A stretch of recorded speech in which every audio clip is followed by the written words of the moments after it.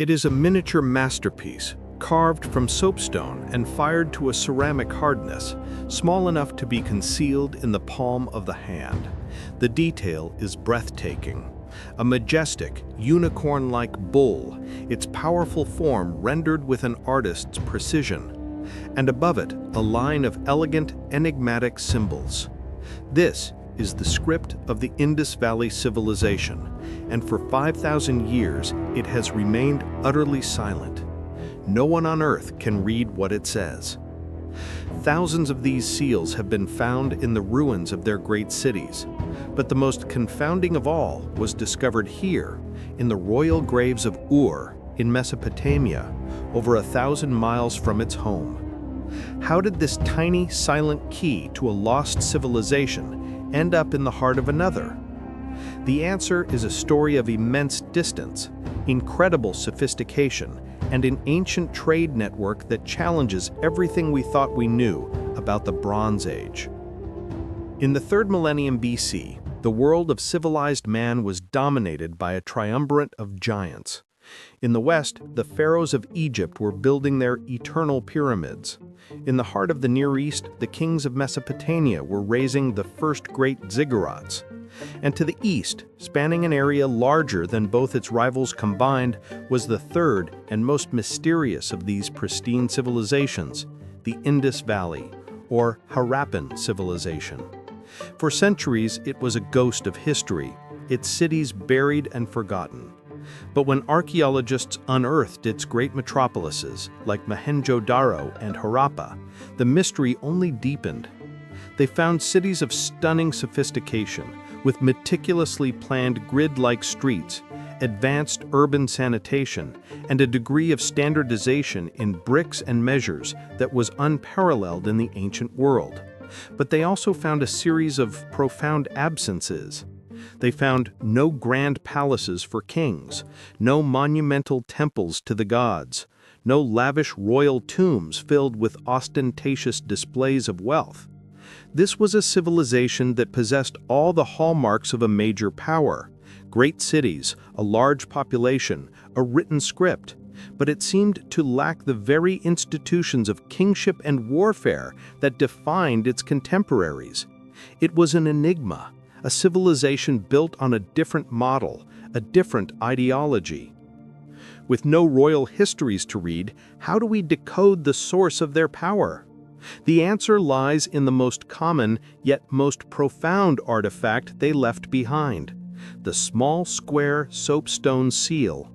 These were not mere amulets or works of art.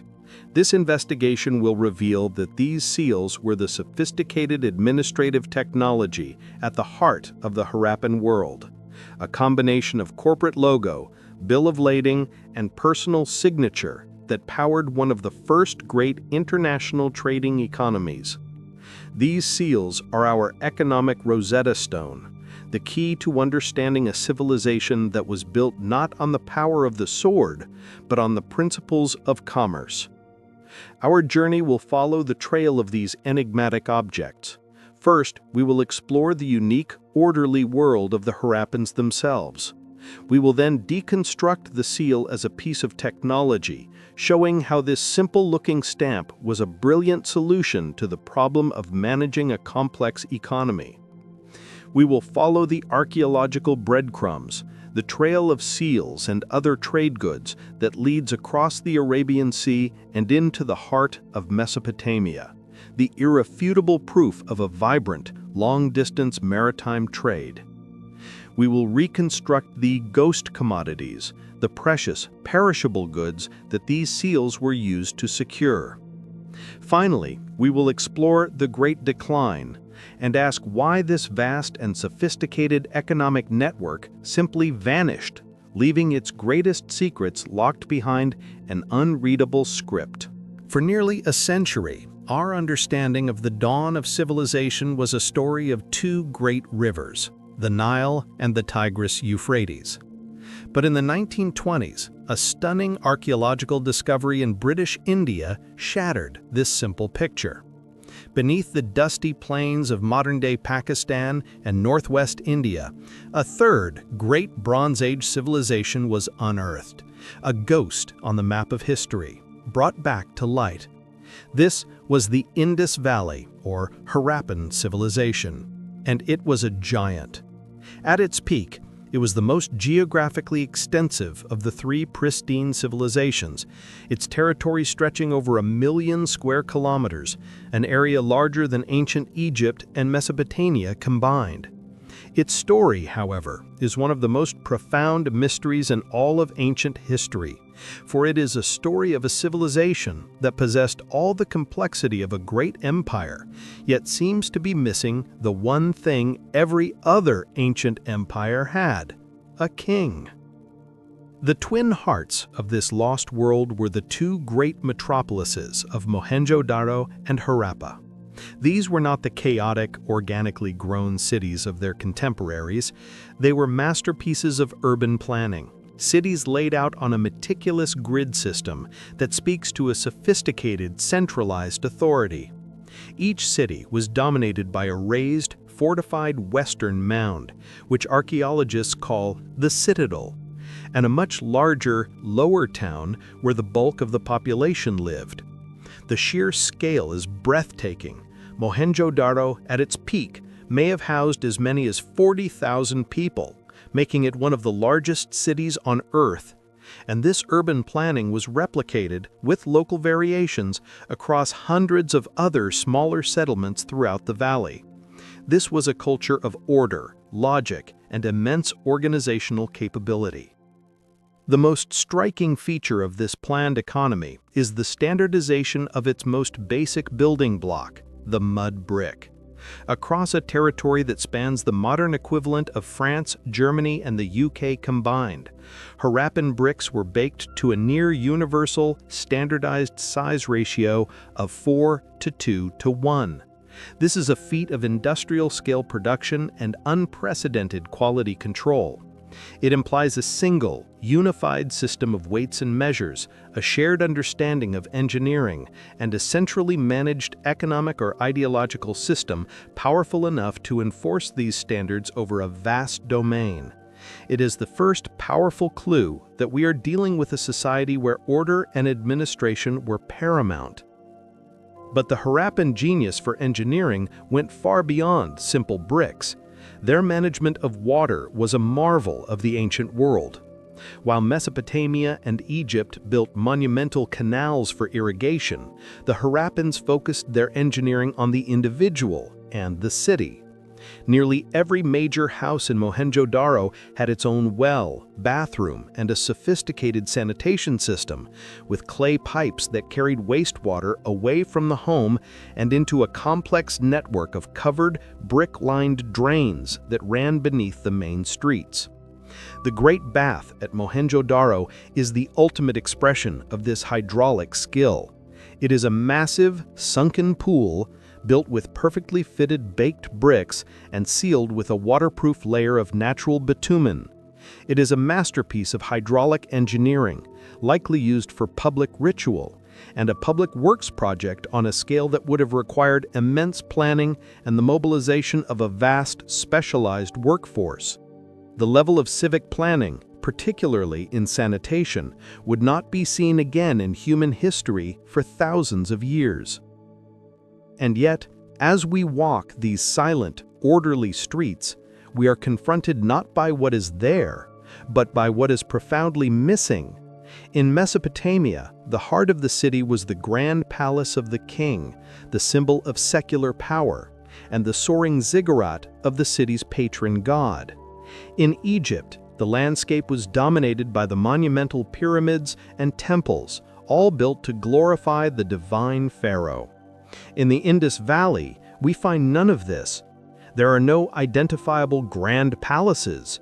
There are no massive state-sponsored temples. Most telling of all, there are no royal tombs.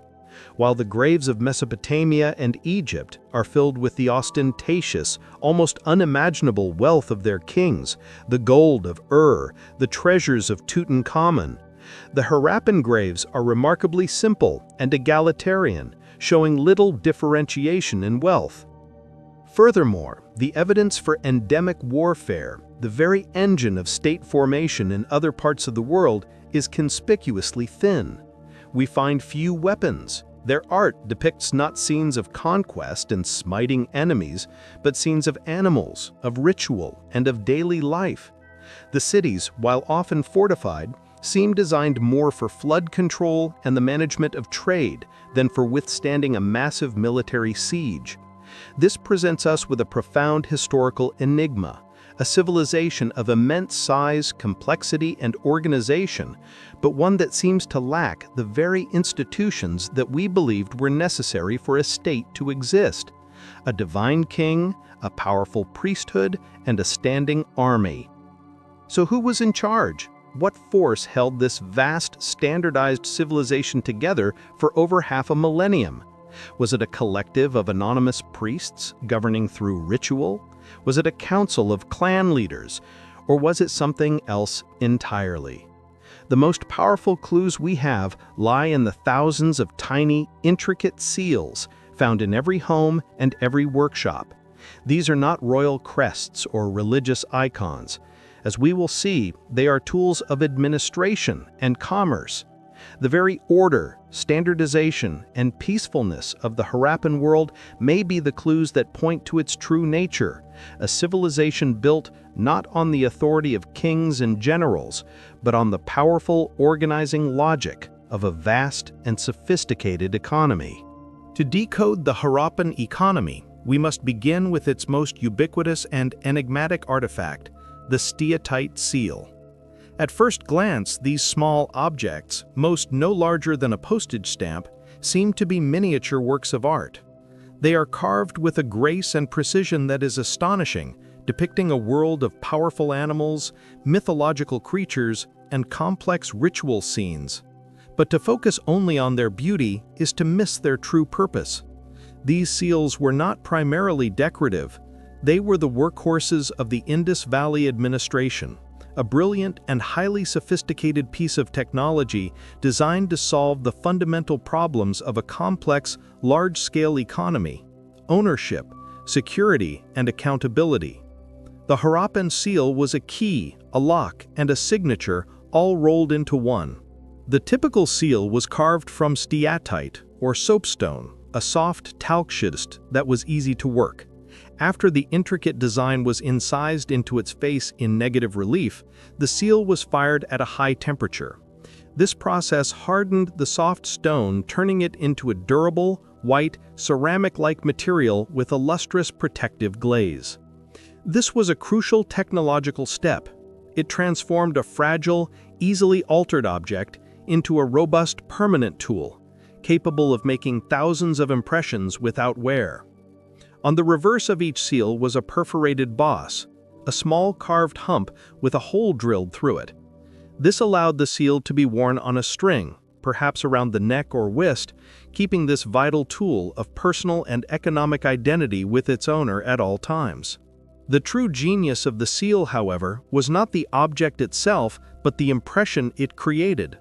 The seals were stamps, designed to be pressed into a soft, pliable material, most often a lump of wet clay. Archaeologists have found hundreds of these clay seal impressions, or boule, often preserved by being accidentally fired in ancient conflagrations. And it is on these impressions that the true function of the seals is revealed. Many of these clay tags have impressions of woven cloth or reeds on their reverse side. This is the undeniable proof of their use. A Harappan merchant, preparing a bale of cotton textiles for shipment, would wrap the bundle in cloth and tie it securely with rope. He would then place a lump of wet clay over the knot and impress it with his personal seal. The clay would dry, creating a hard, tamper-proof security tag. The only way to open the bale would be to break the seal impression.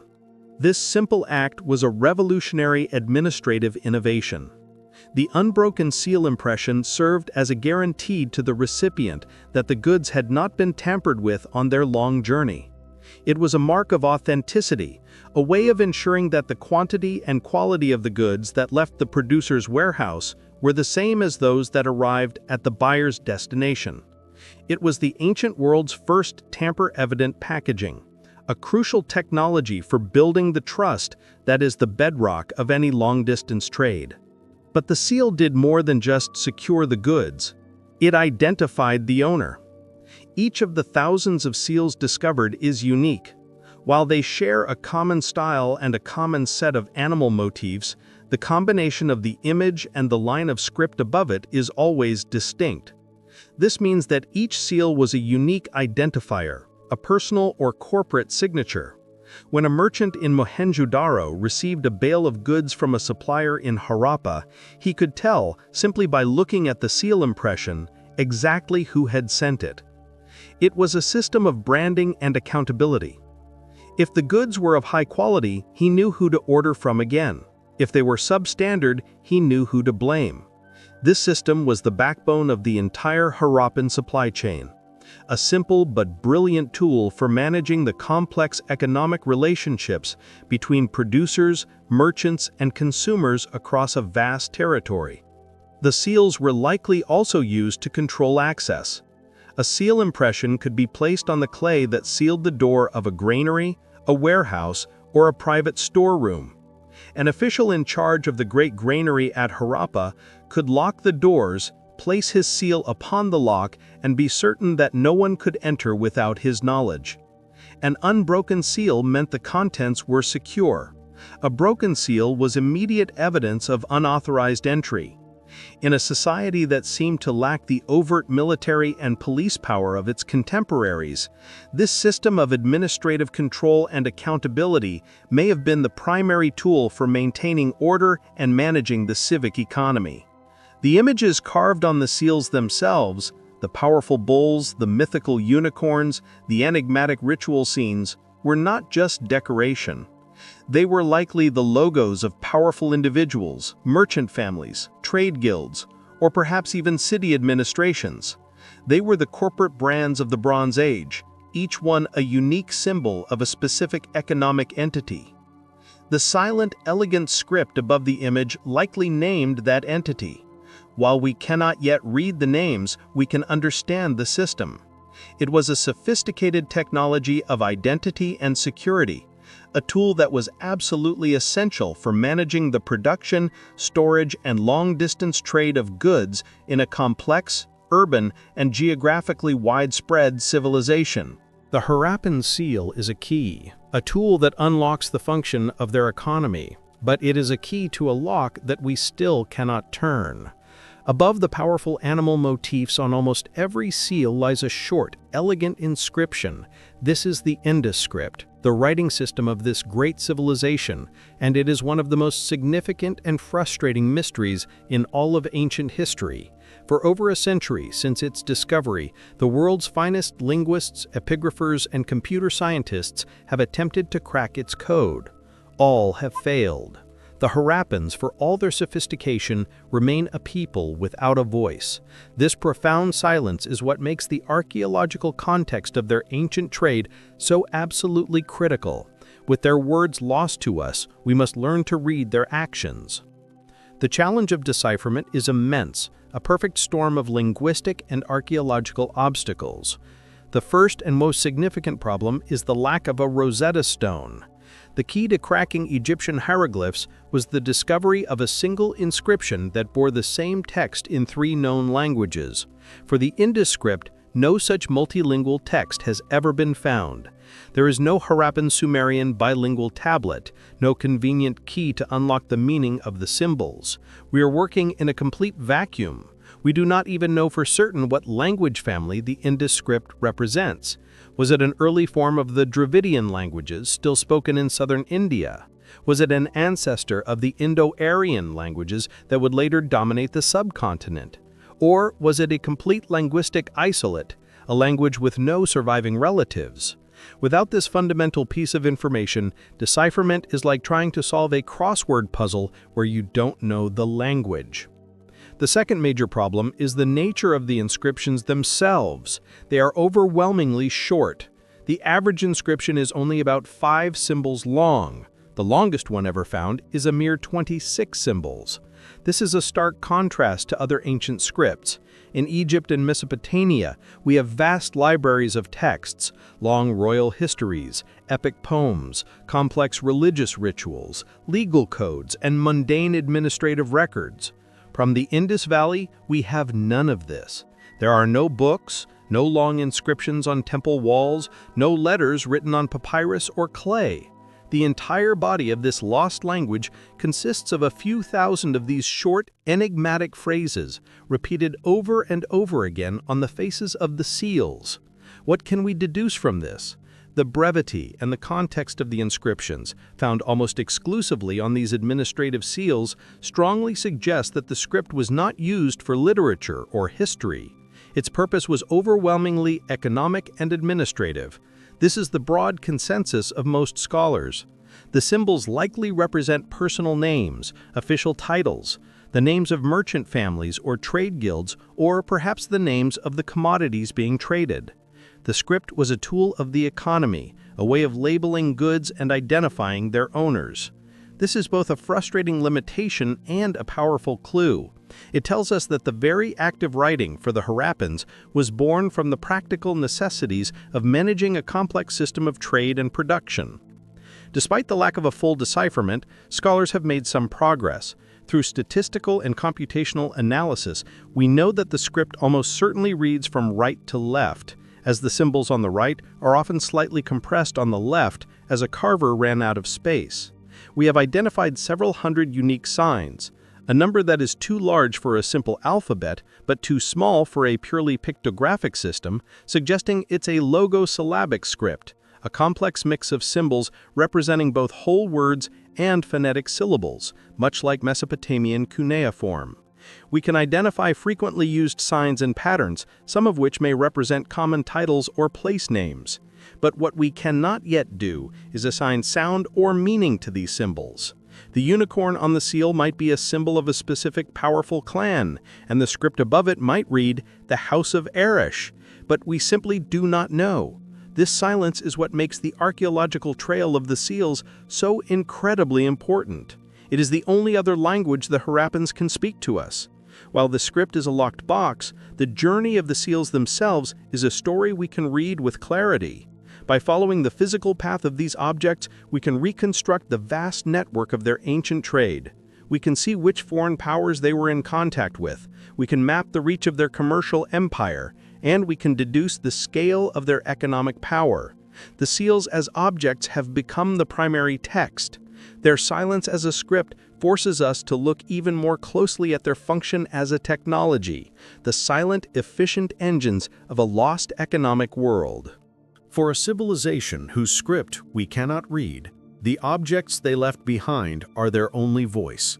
And for decades, those objects seem to speak only of a sophisticated but isolated world, a great civilization that rose and fell in its own self-contained river valley. But a series of stunning archaeological discoveries, made not in India or Pakistan, but in the sands of modern-day Iraq, would shatter this picture of isolation forever. Deep within the ruins of the great Sumerian and Akkadian cities, archaeologists began to find objects that did not belong.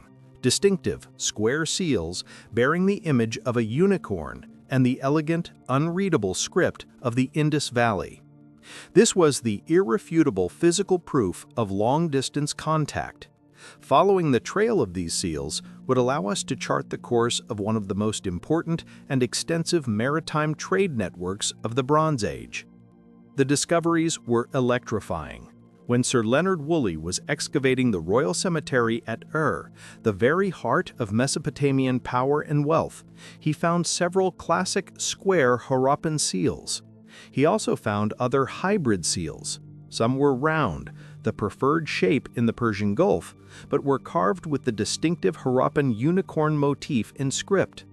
Even more telling, he unearthed necklaces containing beads of a very specific type, long, barrel-shaped beads of carnelian, a reddish semi-precious stone decorated with a unique bleached or etched white pattern.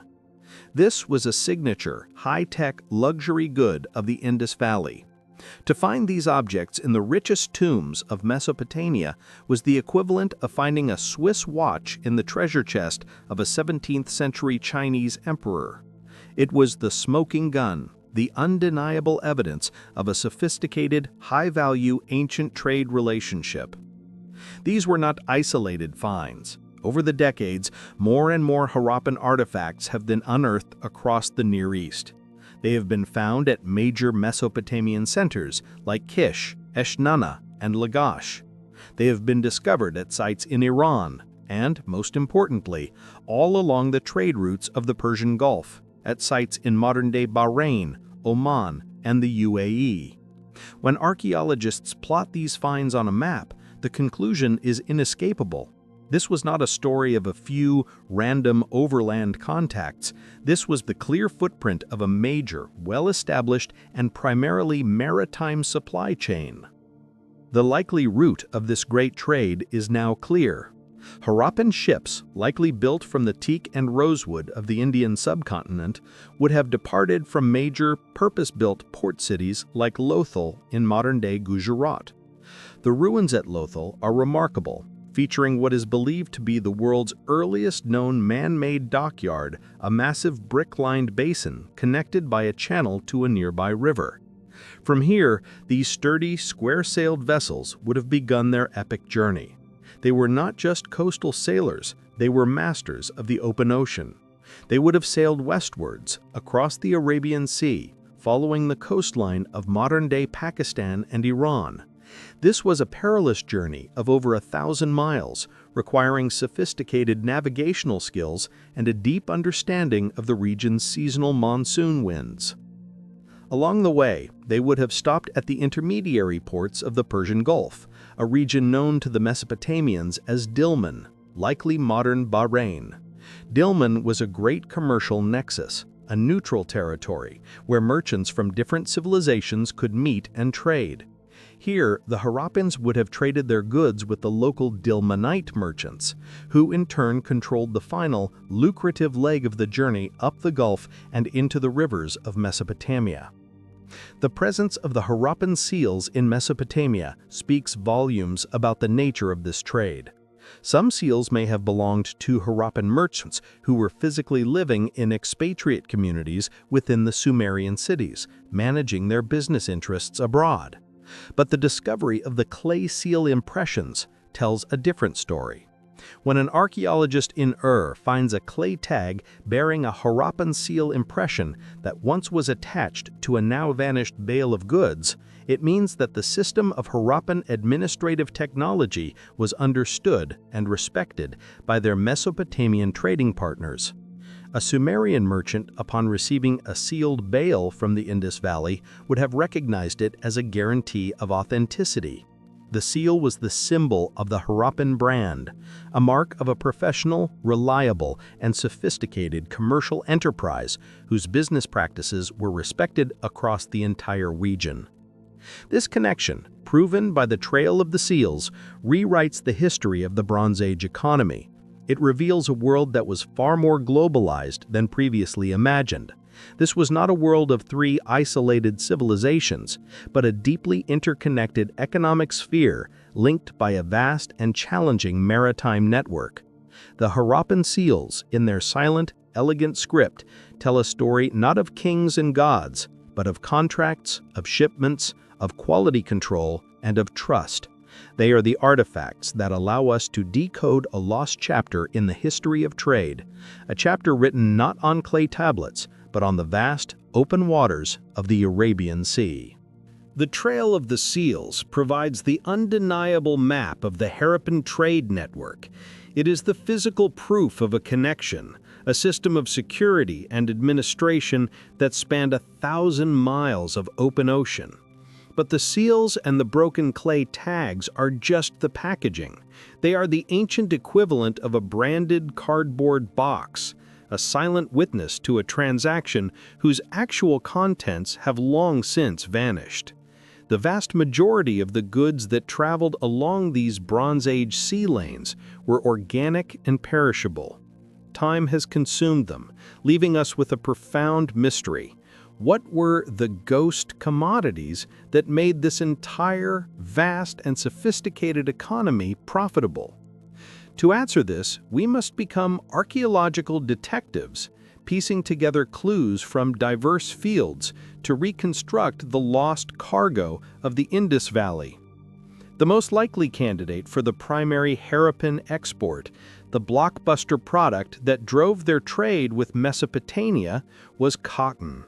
The Indus Valley was one of the first places on Earth where the cotton print was domesticated, and the Harappans were the world's first great masters of textile production.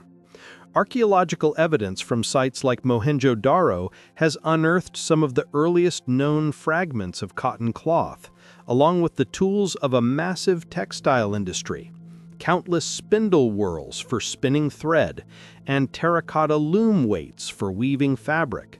Statues and figurines from the period depict people wearing intricately patterned robes, suggesting a sophisticated knowledge of dyeing and design. The Harappans were, in essence, the textile powerhouse of the Bronze Age. For the Mesopotamians, who primarily used wool and linen, Harappan cotton would have been a revolutionary and highly desirable import. It was lightweight, breathable, and comfortable in the hot climate of the Near East. It could also be dyed with a vibrancy that was difficult to achieve on wool. Fine, brightly colored cotton textiles from the Indus would have been a high-end luxury good, a status symbol for the Sumerian elite.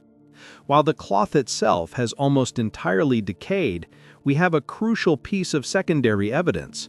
The clay seal impressions, the bullae, often retain the imprint of the material they were pressed against, and on many of these impressions from both the Indus Valley and from Mesopotamian sites, we can clearly see the microscopic telltale weave of ancient cotton cloth.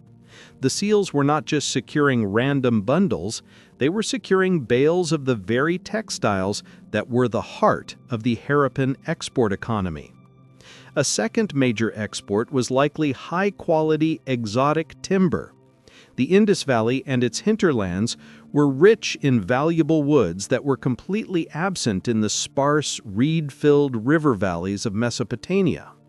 Texts from Mesopotamian kings speak of importing rare, dark woods for the construction of their temples and palaces.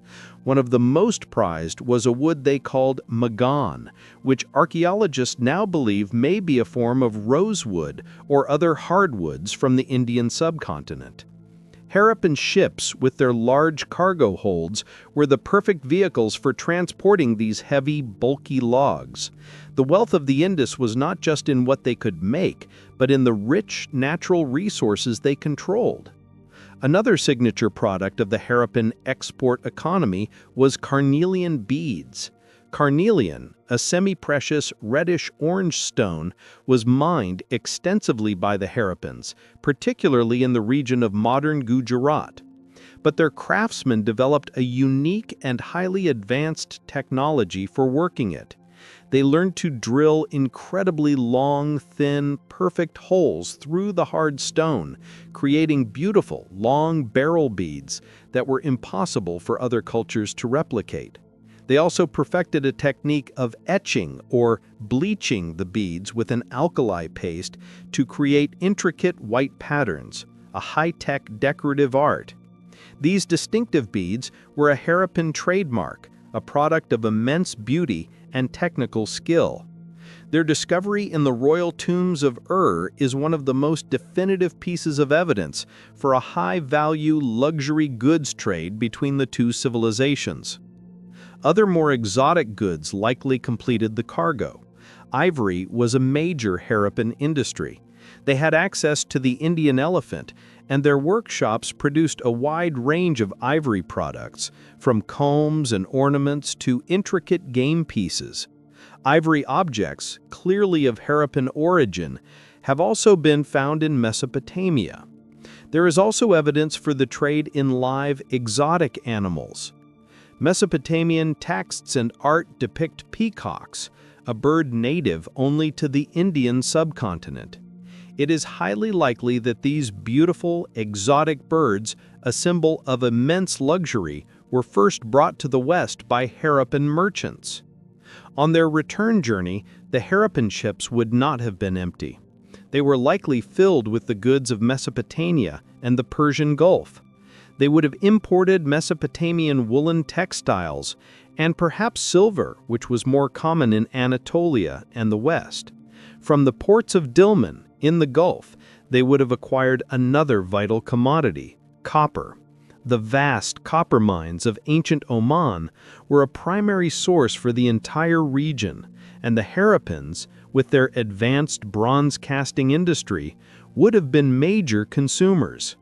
This was truly a two-way ancient trade, a complex exchange of raw materials, manufactured goods, and luxury items that enriched both sides. But for the Harappans, it was their unique high-value exports, the ghost commodity of cotton, the beautiful woods, and the high-tech carnelian beads that gave them their competitive edge in the world's first great maritime economy. The Harappan Seals and the trail of their artifacts provide a powerful but silent testament to their vast trading network. It is a story told in stone, clay, and carnelian. But to truly bring this lost economic world to life, we need to find its voice. Since we cannot read the Harappan script, we must turn to the one civilization from that period that wrote everything down, Mesopotamia. Buried within the thousands of cuneiform clay tablets unearthed in Iraq, in the royal inscriptions of kings and the mundane ledgers of merchants, we find tantalizing references to a distant, powerful, and fabulously wealthy trading partner. They called this land Meluha. For decades, the location of Meluha was a mystery, but a convergence of textual and archaeological evidence now allows us to say with near certainty, when the Sumerians wrote of Meluha, they were writing about the Indus Valley. The earliest references to Meluha appear in the inscriptions of the great Akkadian king Sargon the Great, around 2300 BC. Boasting of his power and the reach of his empire, Sargon proudly declares that ships from Meluha, alongside ships from Magan, Oman, and Dilmun, Bahrain, were moored at the docks of his capital, Akkad. This is not a myth. It is a clear contemporary statement of international maritime trade. It tells us that, even at this early date, a great civilization to the east was already engaged in a direct sea-based commercial relationship with Mesopotamia. The inscription places Meluha as the most distant and most important of these trading partners. The cuneiform texts provide a detailed shopping list of the goods that came from this distant land. The imports from Meluha were overwhelmingly high-value luxury goods. The texts speak of exotic woods like blackwood or rosewood, of gold, of copper, and most frequently of carnelian, particularly the long, distinctive etched carnelian beads that are a unique hallmark of Indus Valley craftsmanship. They also mention ivory and, in some cases, live birds. This list of Meluhan exports matches with astonishing precision the very ghost commodities that archaeologists have deduced were the primary exports of the Indus Valley. The textual evidence from Mesopotamia perfectly corroborates the archaeological evidence from both regions. The story gets even more compelling. Cuneiform texts describe the existence of a Meluha village, or a Meluhan quarter, on the outskirts of the Sumerian city of Lagash. This was, in essence, an expatriate community, an enclave of foreign merchants who lived and worked in Mesopotamia, likely acting as the agents and translators for the seafaring traders from their homeland. This single reference gives us a vivid glimpse into the human reality of this ancient trade. We can imagine Harappan merchants, 1,000 miles from home, living in a community of their own people, navigating the complex culture of a foreign land, and managing the immensely profitable but difficult business of the import-export economy. The presence of a permanent community suggests a trade that was not occasional or ad hoc, but stable, regular, and deeply embedded in the economic life of the Mesopotamian cities. The texts also provide clues about the people themselves.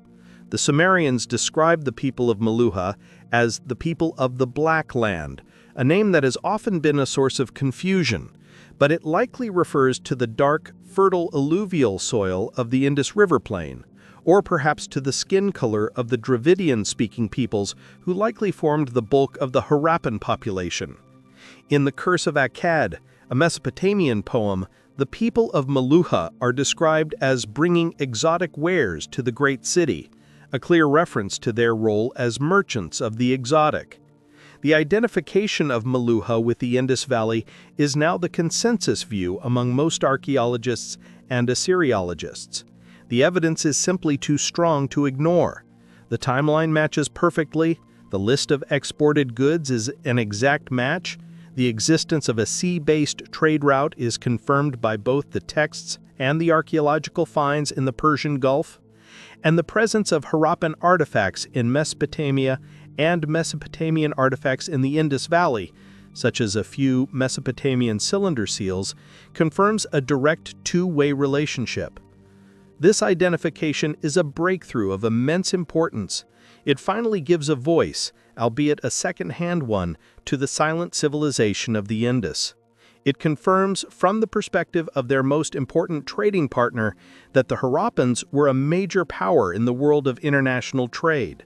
They were not a mysterious, isolated kingdom. They were the Meluhhans, the famous and respected merchants from the Black Land, whose ships brought the most desirable luxury goods to the cradle of civilization. The cuneiform tablets of Mesopotamia provide the missing half of the conversation, the external validation that allows us to see the Harappan economy not just as a local phenomenon, but as a key pillar of the first globalized world. The trail of the seals and the Mesopotamian texts have proven the existence of a vast international trade network. But a successful economy, especially one of such immense scale, requires more than just goods to sell. It requires a system. It needs rules, regulations, and a shared foundation of trust that allows for fair and predictable transactions between people separated by hundreds, even thousands of miles. The most remarkable and mysterious aspect of the Indus Valley Civilization is the evidence for an almost obsessive preoccupation with order, precision, and above all, standardization. From the bricks of their cities to the weights in their markets, the Harappan world was built upon a unified system of control, a level of economic integration that was unparalleled in the Bronze Age. But who or what was the source of this incredible order? The most powerful evidence for this system comes from a seemingly humble set of artifacts, the Harappan weights. Archaeologists have discovered thousands of these objects at sites spanning the entire breadth of the civilization. They are almost always perfect cubes, exquisitely crafted from a hard, beautiful, and difficult-to-work chert. But their true genius lies in their mathematical precision. They follow a complex, standardized binary and decimal system. The base unit is approximately 13.6 grams. The smaller weights are fractions of this, 1/16, 1/8, 1/4, 1/2, while the larger weights are multiples, 2, 4, 10, 100. The level of accuracy is astonishing.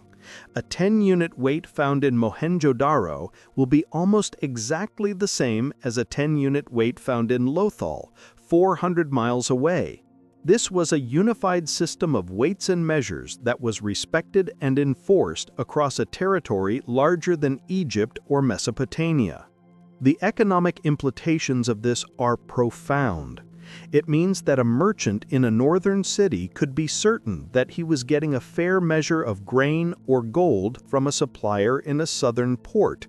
It standardized transactions, eliminated disputes, and created the trust and predictability that are the essential lubricants of a large-scale economy. This was not a chaotic bazaar of haggling and guesswork. It was a regulated marketplace, a sophisticated commercial environment that would not be seen again on this scale for over 1,000 years. This system of weights, inextricably linked to the seals that secured the goods being weighed, was the fundamental hardware of the Harappan economic administration. This obsession with precision extended to almost every aspect of their material culture. We have already seen the stunning uniformity of their bricks, but it is also seen in the production of their signature luxury goods. The long, barrel-shaped carnelian beads, their most valuable export, were produced to standardized lengths. The bronze tools they cast, from axe heads to razors, were made in uniform styles across the entire civilization. This suggests a highly organized and integrated production system. It is likely that different cities and regions specialized in different crafts, bead-making in Lothal, shell-working on the coast, but they were all working within a shared system of measurement and, presumably, a shared network of distribution. This raises the great central mystery of the Indus Valley Civilization. Who was the enforcer?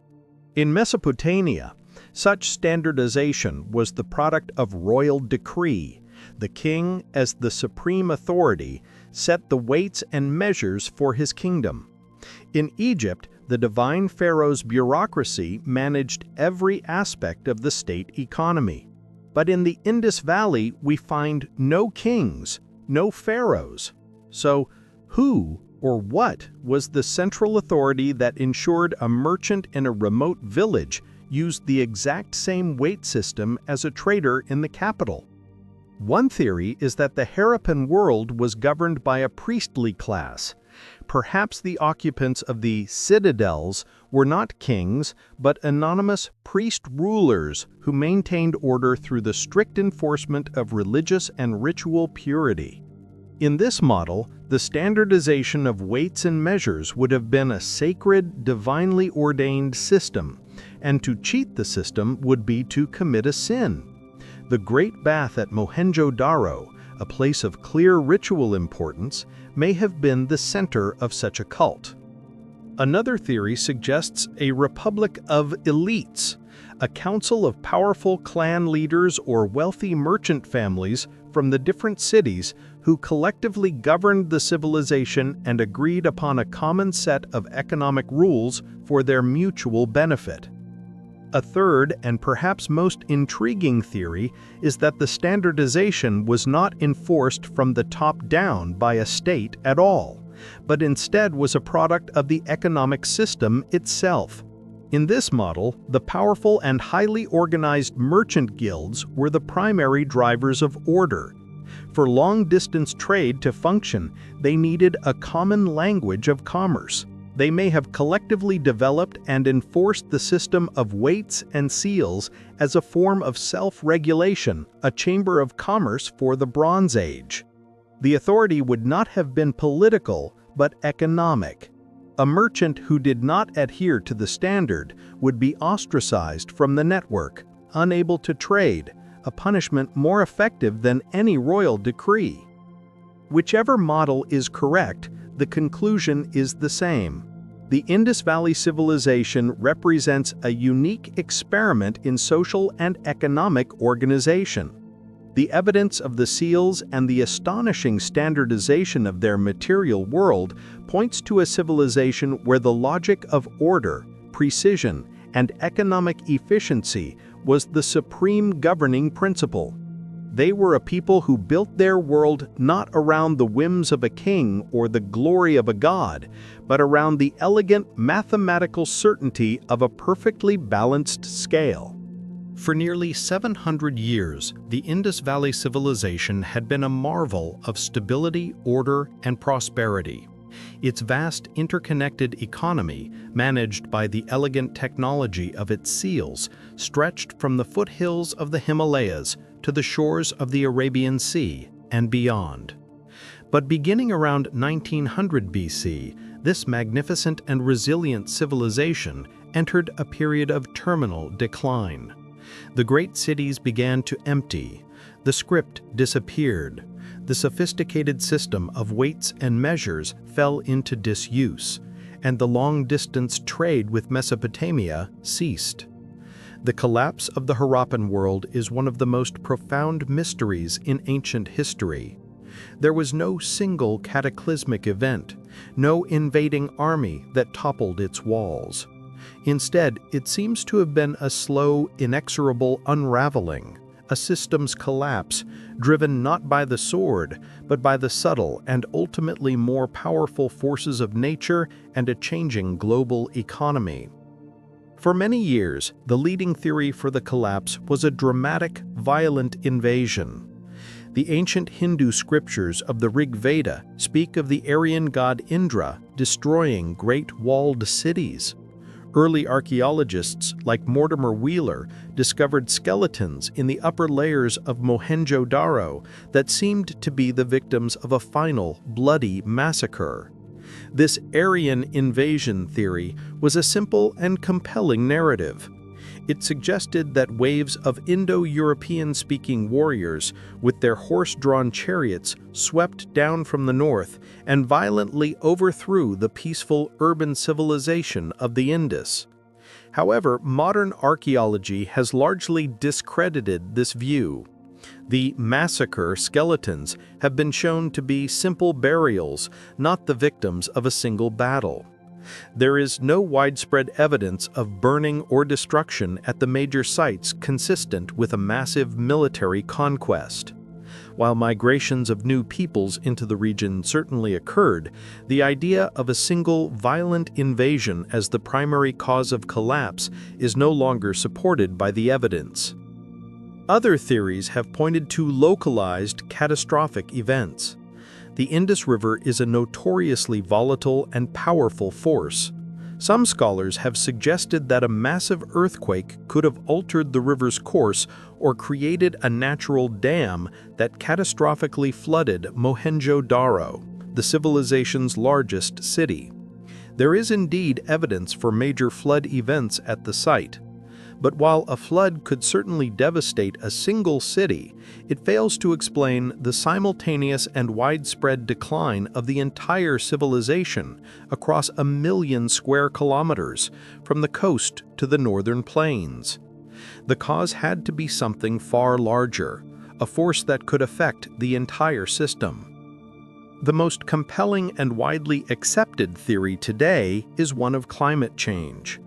For centuries, the Harappan civilization had been blessed by a strong and reliable monsoon season, but paleoclimatological evidence gathered from the analysis of lakebed sediments and cave stalagmites points to a major climatic shift beginning around the end of the 3rd millennium BC. The monsoons, the lifeblood of South Asian agriculture, began to weaken, becoming less predictable and less powerful. This would have had a devastating impact on the Harappan agricultural economy, the very foundation of their urban society. Less rainfall meant lower crop yields, a shrinking agricultural surplus, and a growing inability to feed the massive populations of the great cities. This general drying trend was compounded by a more specific and even more catastrophic geological event. The Harappan civilization was not just built on the Indus, it was also built on a second, parallel river system to the east, the Ghaggar-Hakra, a river that many scholars identify with the mythical Saraswati River of the Vedas. This was a massive glacier-fed river that created a second fertile corridor. But geological evidence suggests that, due to tectonic shifts at the headwaters, the river's main tributaries were captured by the neighboring Yamuna and Sutlej river systems. The Ghaggar-Hakra, starved of its water source, began to dry up. Over the course of a few generations, a once mighty river simply vanished, turning a vast fertile plain into an arid desert. This was an ecological disaster of unimaginable proportions. The cities and towns along its banks had to be abandoned. The agricultural heartland of the civilization was decimated. Faced with this environmental crisis, the great centrally organized economy of the Harappans could not hold.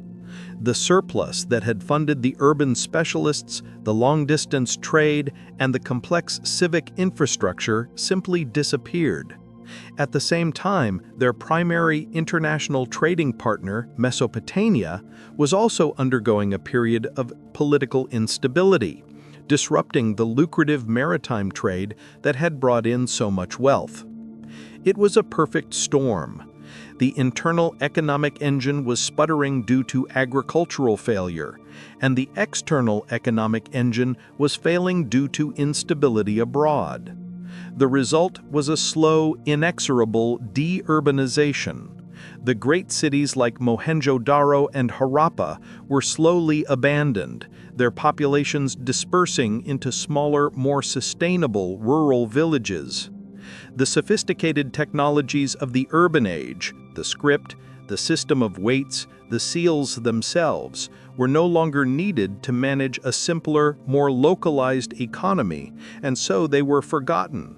The civilization did not die in a great fire. It simply decentralized, its complexity dissolving as it adapted to a poorer, drier, and less predictable world.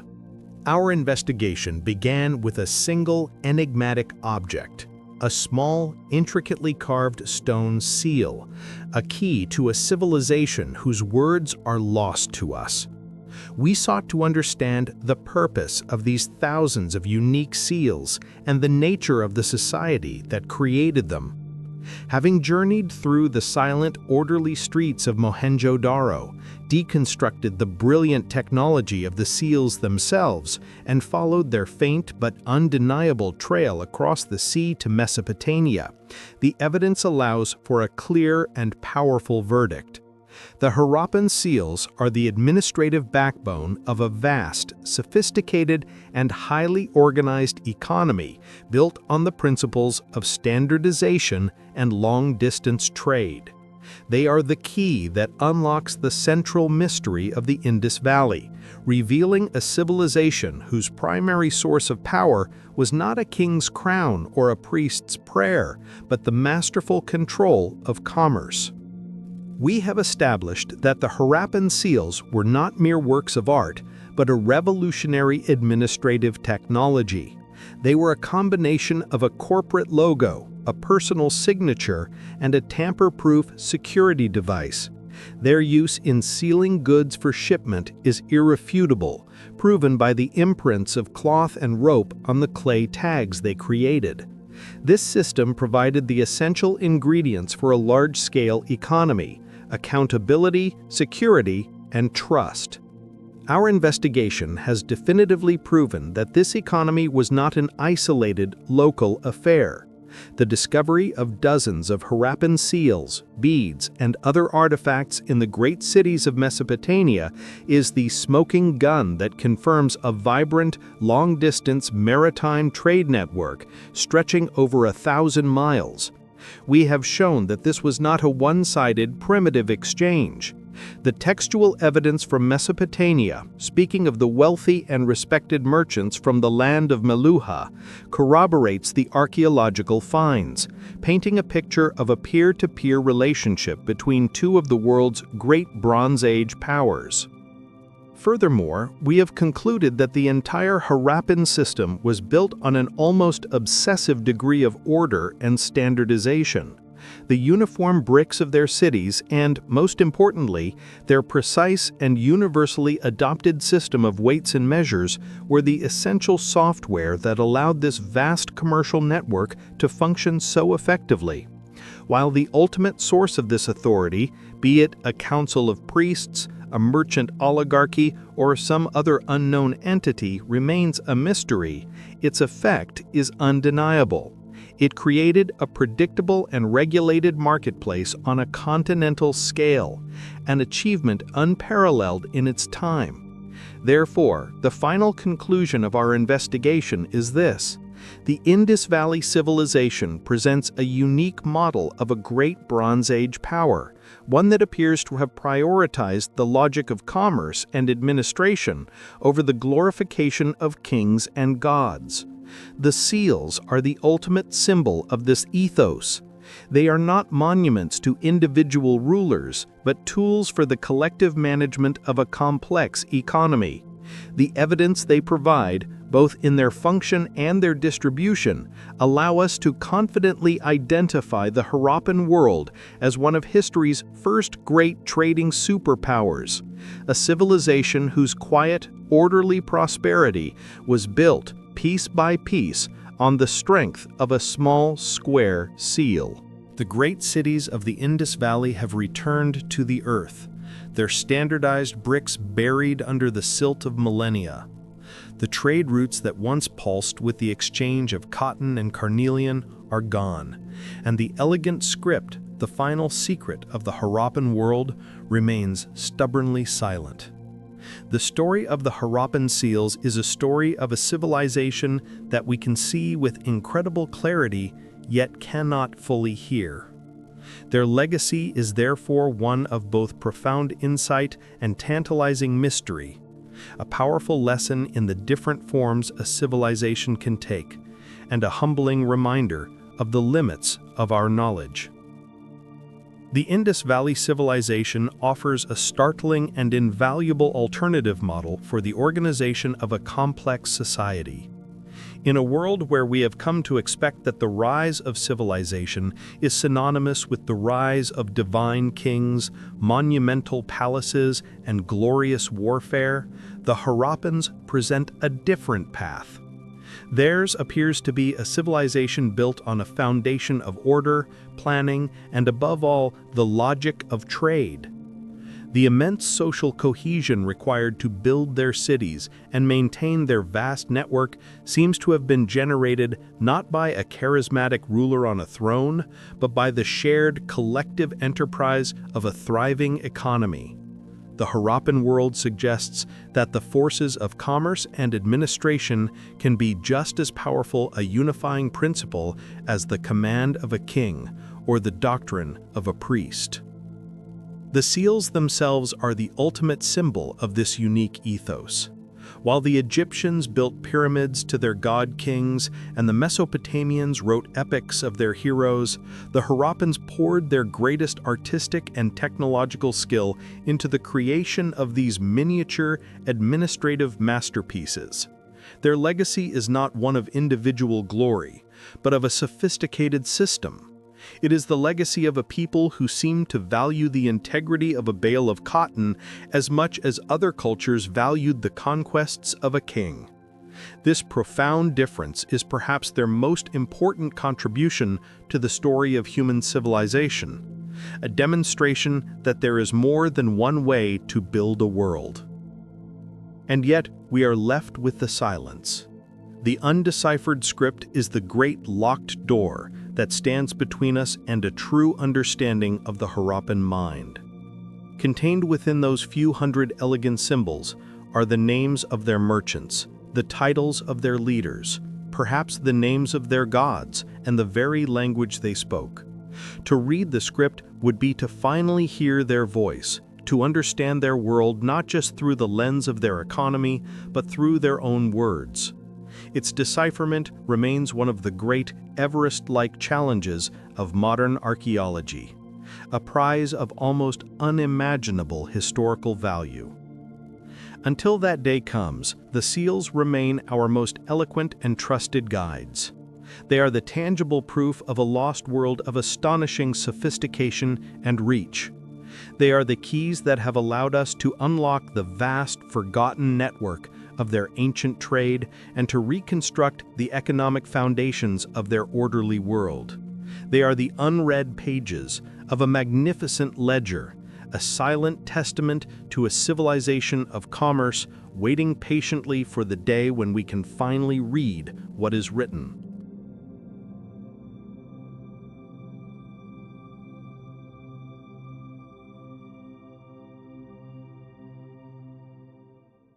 It is a single, shimmering thread, finer than a human hair, yet stronger than a filament of steel of the same thickness. Woven together, these threads form a fabric so light, so luminous, so impossibly soft, it was known to the Romans as woven air. On the back of a senator in the Forum, a toga made from this material was the ultimate symbol of power and prestige, a luxury commodity literally worth more than its weight in gold. But to the Romans who wore it, its origin was a profound mystery. They told tales of a strange, remote people in the Far East, the Ceres, who were said to comb the delicate substance from the leaves of trees. They were wrong. The truth was a far more complex and valuable secret held by an empire at the other end of the world.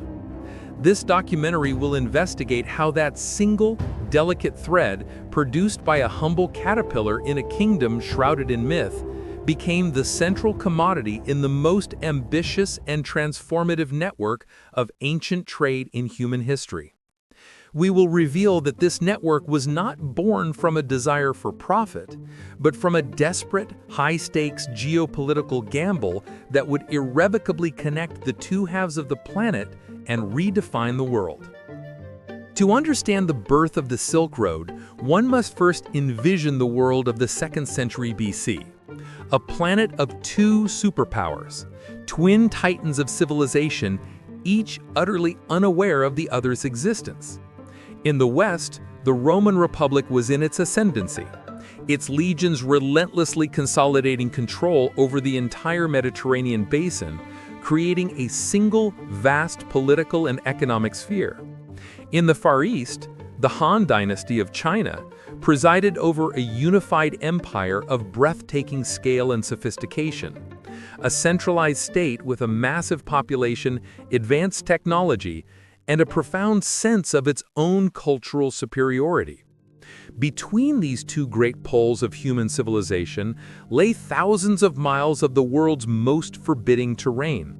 The endless steppes of Central Asia, the lethal expanse of the Taklamakan Desert, and the crushing mountain barriers of the Pamirs and Himalayas. They were two separate worlds. But the world of the Han was not at peace. Its northern frontier was a bleeding wound, a source of constant terror and economic drain. The threat came from a powerful and highly mobile confederation of nomadic tribes known as the Xiongnu. These were the masters of the steppe, a nation on horseback.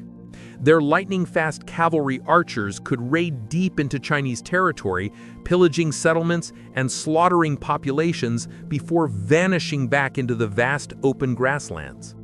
For decades, the Han emperors had tried to appease them with a humiliating policy of tribute, sending vast quantities of silk, grain, and even Chinese princesses to the Xiongnu chieftains in a desperate attempt to buy peace. It was a strategy that was both ruinously expensive and utterly ineffective. This existential crisis fell to one of China's most ambitious and powerful rulers, the Emperor Wu of Han. Ascending to the throne in 141 BC, he was a man of immense vision and resolve, and he was unwilling to continue the policy of appeasement. He sought a permanent solution, a strategic masterstroke that would break the power of the Xiongnu once and for all. His great gamble was not to build higher walls, but to seek allies. From captured nomads, he had heard vague rumors of other settled peoples who lived in the mysterious lands far to the west, tribes who had also been defeated and displaced by the Xiongnu. The emperor's wager was this: if he could forge an alliance with these distant peoples, he could create a grand coalition to outflank the Xiongnu and crush them in a two-front war. It was with this singular military objective in mind that in 138 BC, Emperor Wu dispatched his envoy, a courtier of incredible courage and fortitude named Zhang Shan, on a perilous mission into the unknown. This was not a trade delegation, it was a diplomatic and military expedition. Its goal was intelligence and alliances, not commerce. The story of Zhang Shan's epic decade-long odyssey of capture, escape, and relentless exploration is the true origin story of the Silk Road. For while his mission would fail in its primary diplomatic objective, he would return with something far more valuable: information.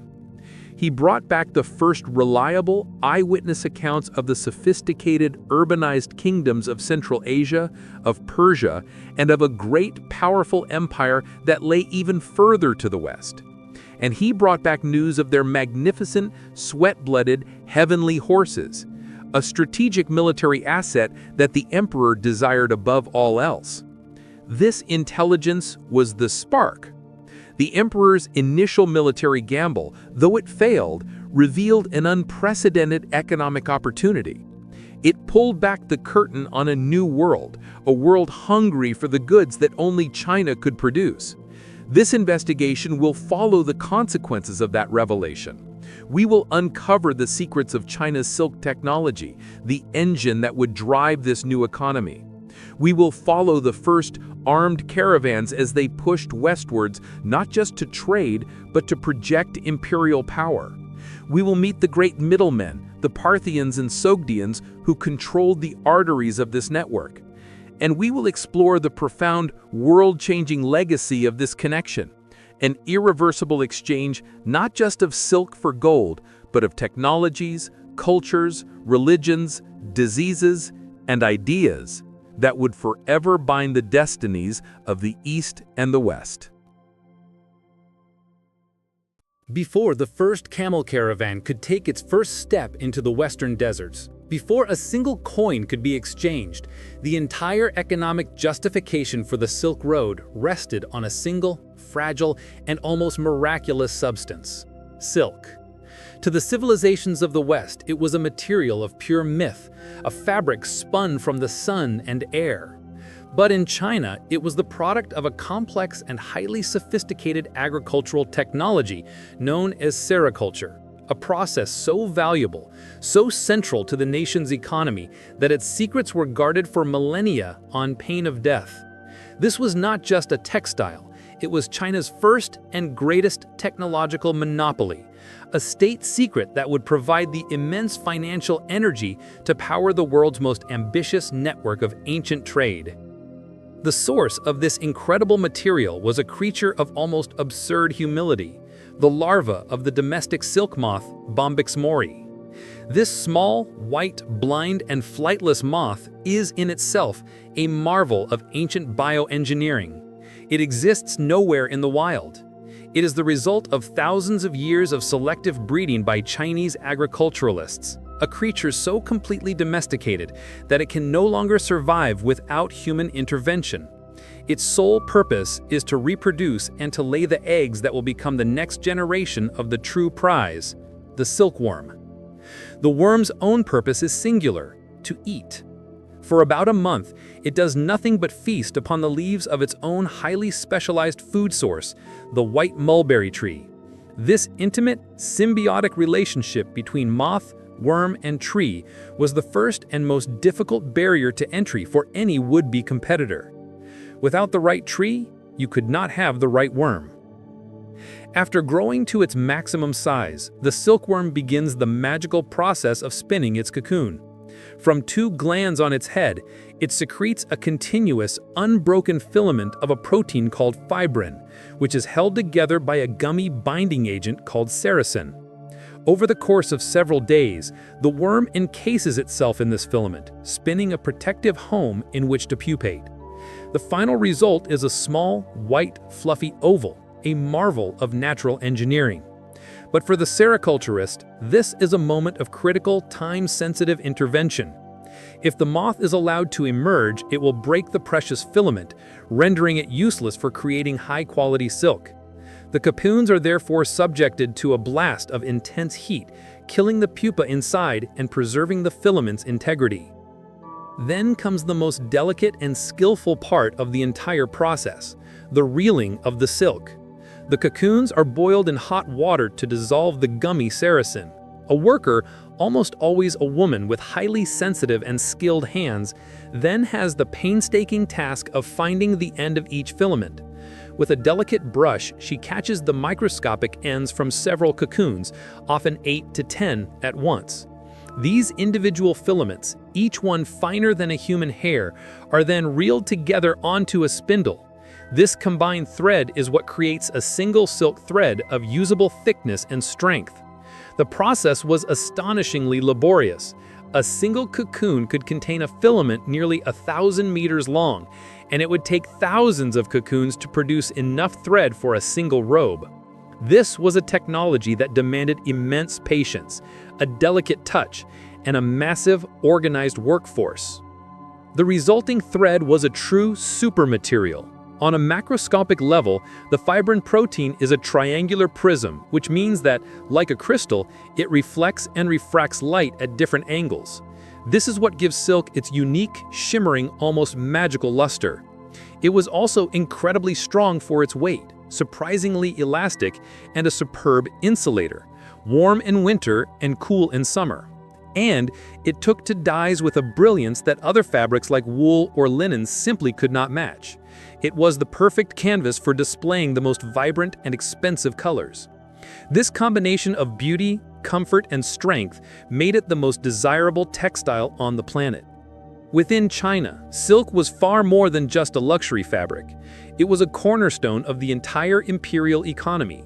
For centuries, it served as a form of currency. The Han government paid its soldiers and civil servants in bolts of silk. It was used to pay tribute to nomadic tribes and as diplomatic gifts to foreign envoys. Farmers paid their taxes in silk. It was a standardized unit of value, as important and as liquid as grain or metal currency. The state, therefore, had a vested and absolute interest in maintaining total control over its production. The secrets of sericulture, the cultivation of the mulberry, the rearing of the silkworms, the reeling of the thread, were China's most valuable piece of intellectual property. Exporting the silkworms, their eggs, or even the seeds of the mulberry tree was a form of high treason, an act of economic warfare punishable by death. This was the unique combination of properties that made silk the perfect commodity for long-distance ancient trade. It had an incredibly high value-to-weight ratio. A single camel, which could carry hundreds of pounds of cargo, could transport a fortune in silk, a value that would have required tons of a less precious commodity like grain. It was durable, not prone to spoilage, and universally desired by the elites of any culture that encountered it. The Han court understood this perfectly. Their technological monopoly was a strategic asset of immense power.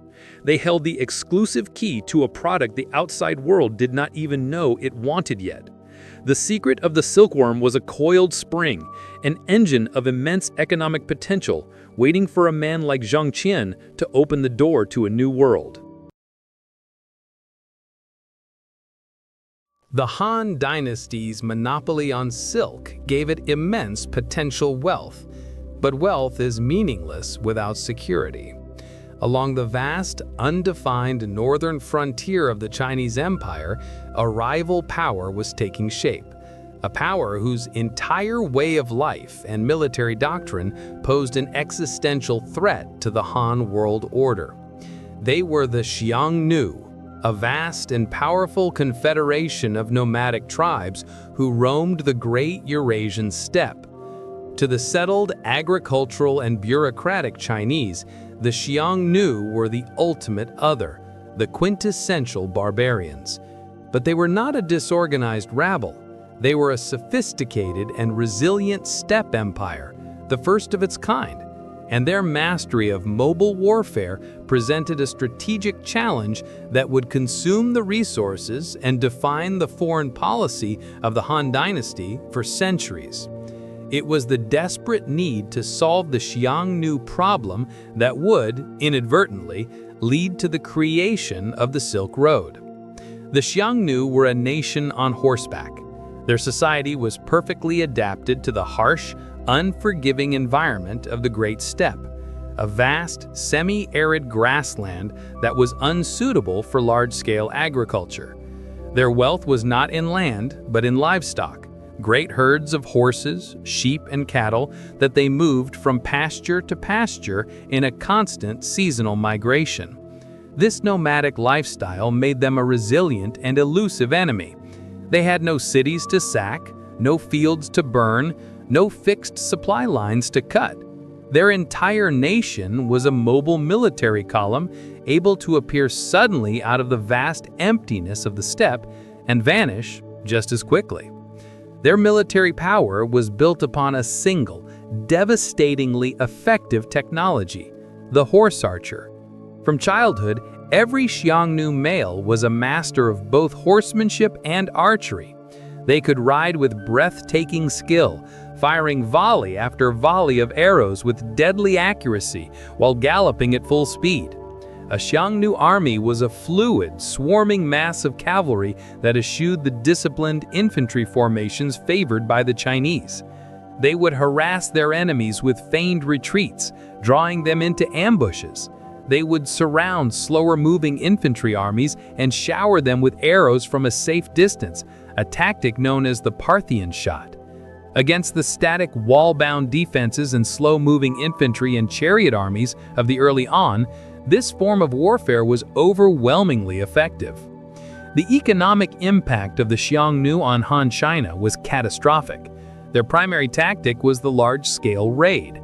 An army of thousands of Xiongnu riders would sweep down from the north, overwhelming Chinese frontier garrisons, plundering settlements for grain, silk, and other goods, and, most terrifyingly, carrying off thousands of Chinese citizens as slaves. These raids were not random acts of banditry. They were a central part of the Xiongnu Empire. They were in essence a parasitic empire that harvested the wealth of its settled, productive neighbor. For the northern provinces of China, life was a state of perpetual low-grade warfare, punctuated by moments of sheer terror.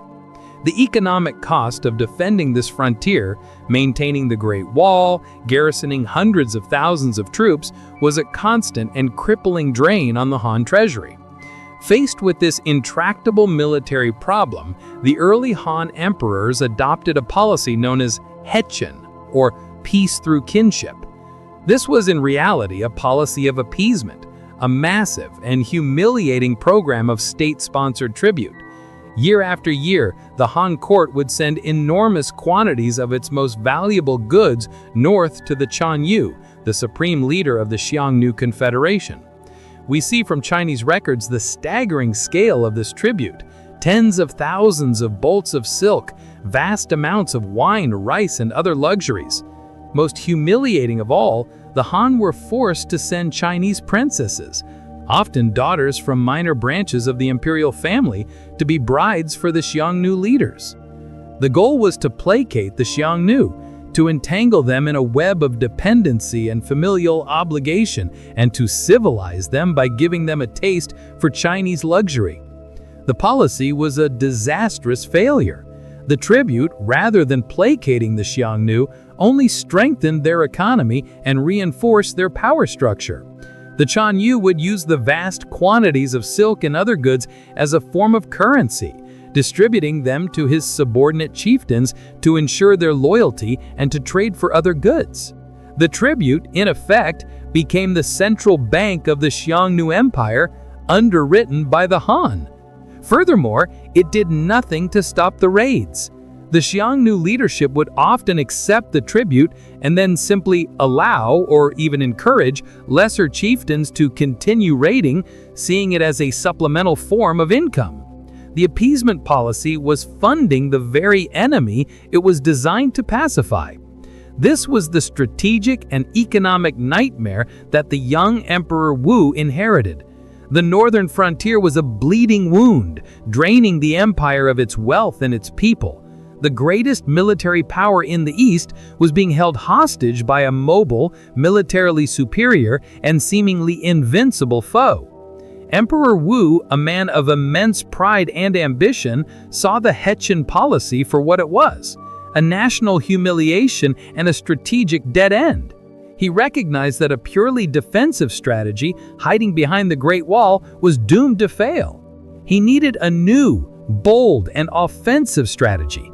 He needed to break out of his strategic containment, to find new allies, to acquire new military technologies, and to take the fight to the Xiongnu in their own territory.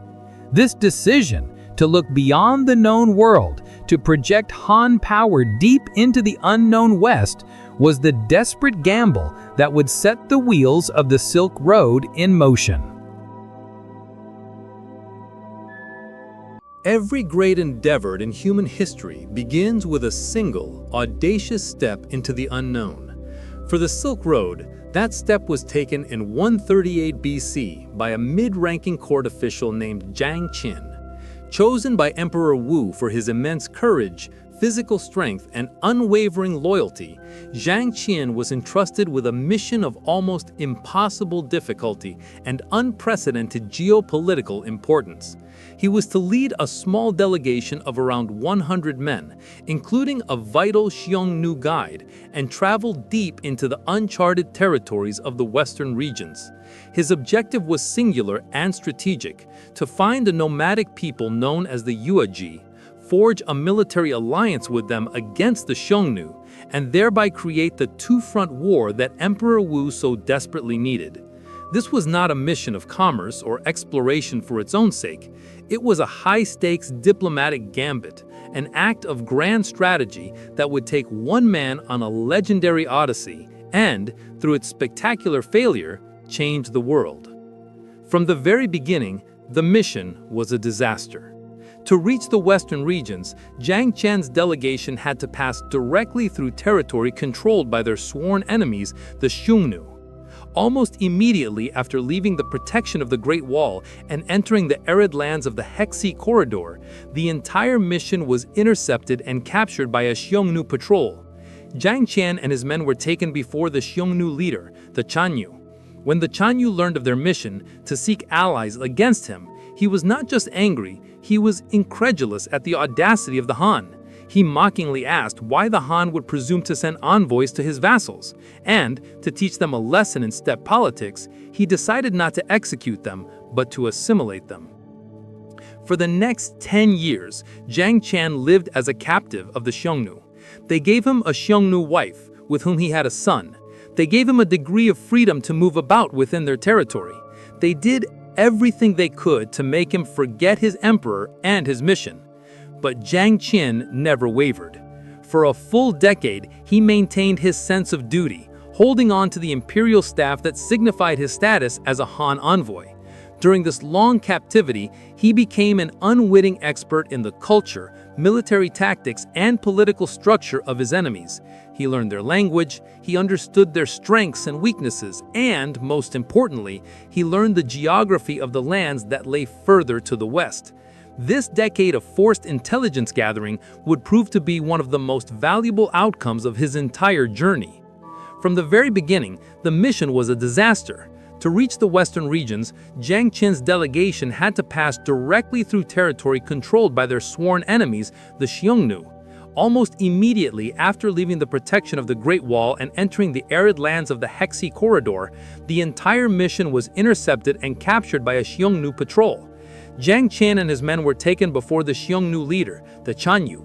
When the Chanyu learned of their mission to seek allies against him, he was not just angry, he was incredulous at the audacity of the Han. He mockingly asked why the Han would presume to send envoys to his vassals, and, to teach them a lesson in steppe politics, he decided not to execute them, but to assimilate them. For the next 10 years, Jiang Qian lived as a captive of the Xiongnu. They gave him a Xiongnu wife, with whom he had a son. They gave him a degree of freedom to move about within their territory. They did everything they could to make him forget his emperor and his mission. But Jiang Qian never wavered. For a full decade, he maintained his sense of duty, holding on to the imperial staff that signified his status as a Han envoy. During this long captivity, he became an unwitting expert in the culture, military tactics, and political structure of his enemies. He learned their language, he understood their strengths and weaknesses, and, most importantly, he learned the geography of the lands that lay further to the west. This decade of forced intelligence gathering would prove to be one of the most valuable outcomes of his entire journey. From the first second he had set out on his difficult mission, Jiang Chen was a regular foot passenger. However, after joining the Xiongnu, he made friends with a member of the nomadic tribe and fell in love with his new Xiongnu wife. In this piece of land, he became the entrusted representative of the Han. For 10 years, Jiang Chen lived as a captive of the Xiongnu. They gave him a Xiongnu wife, with whom he had a son. They gave him a degree of freedom to move about within their territory.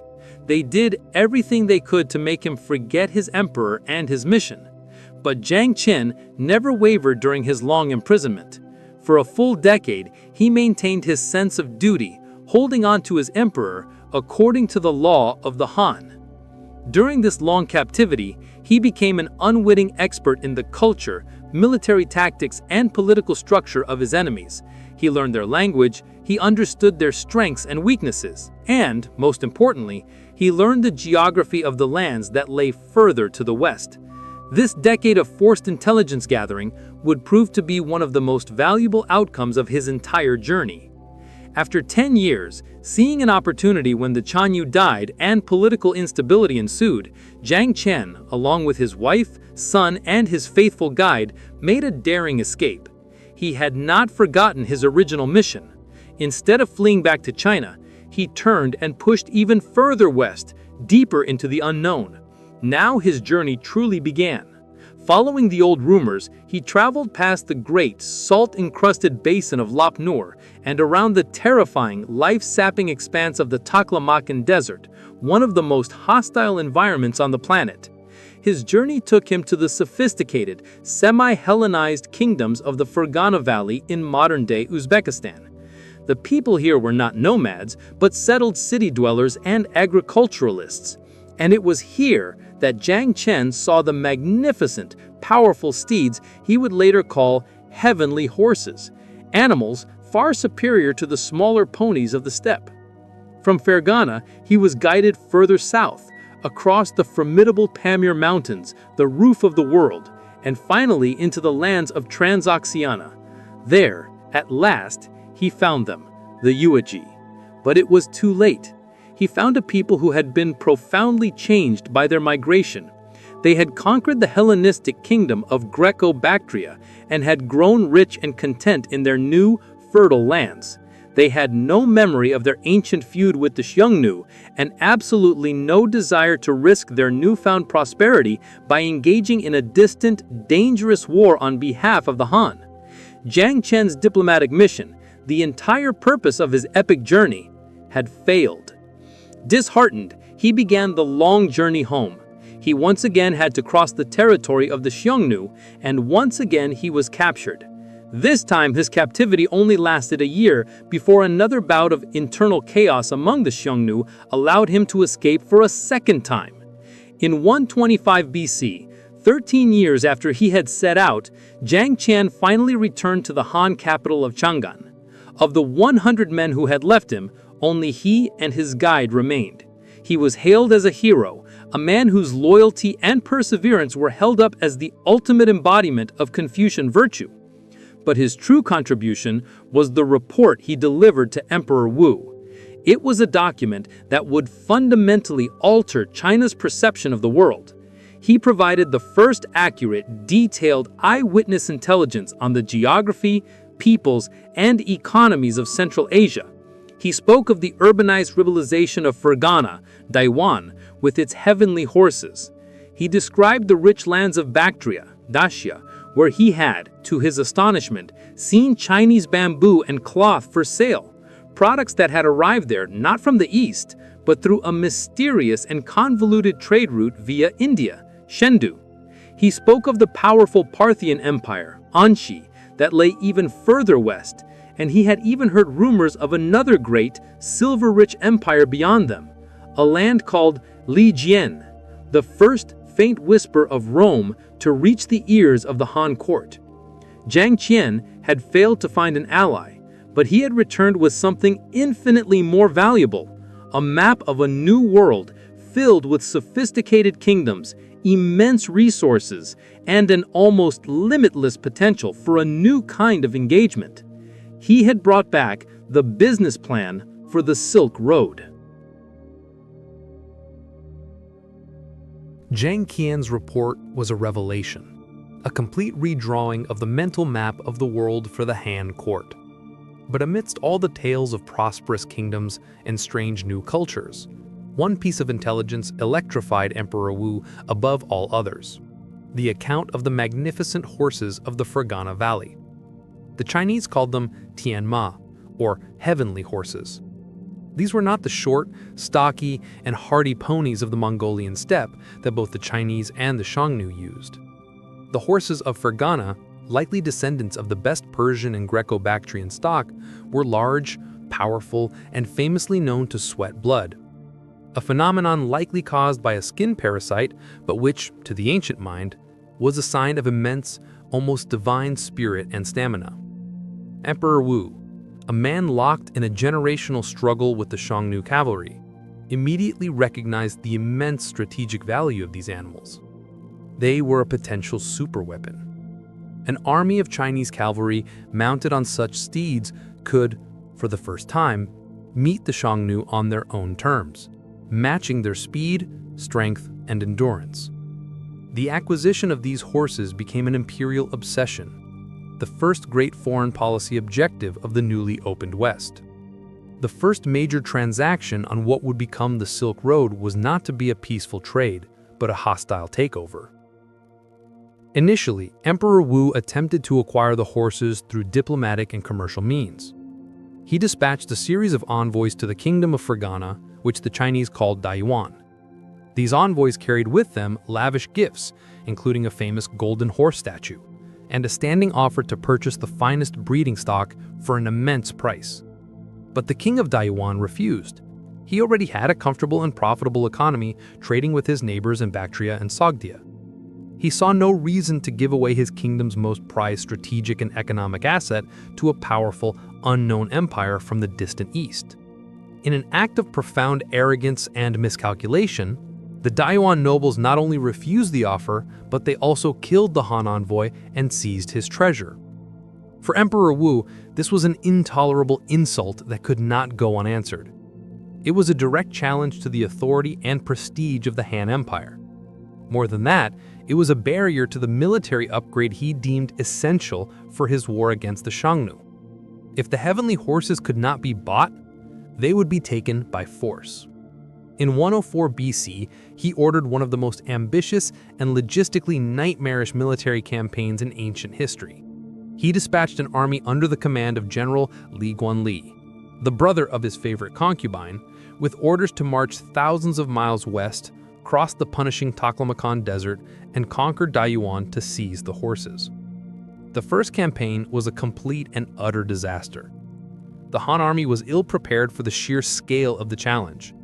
The distance was immense, and the logistics of supplying a large army across one of the world's most barren deserts were beyond their capabilities at the time.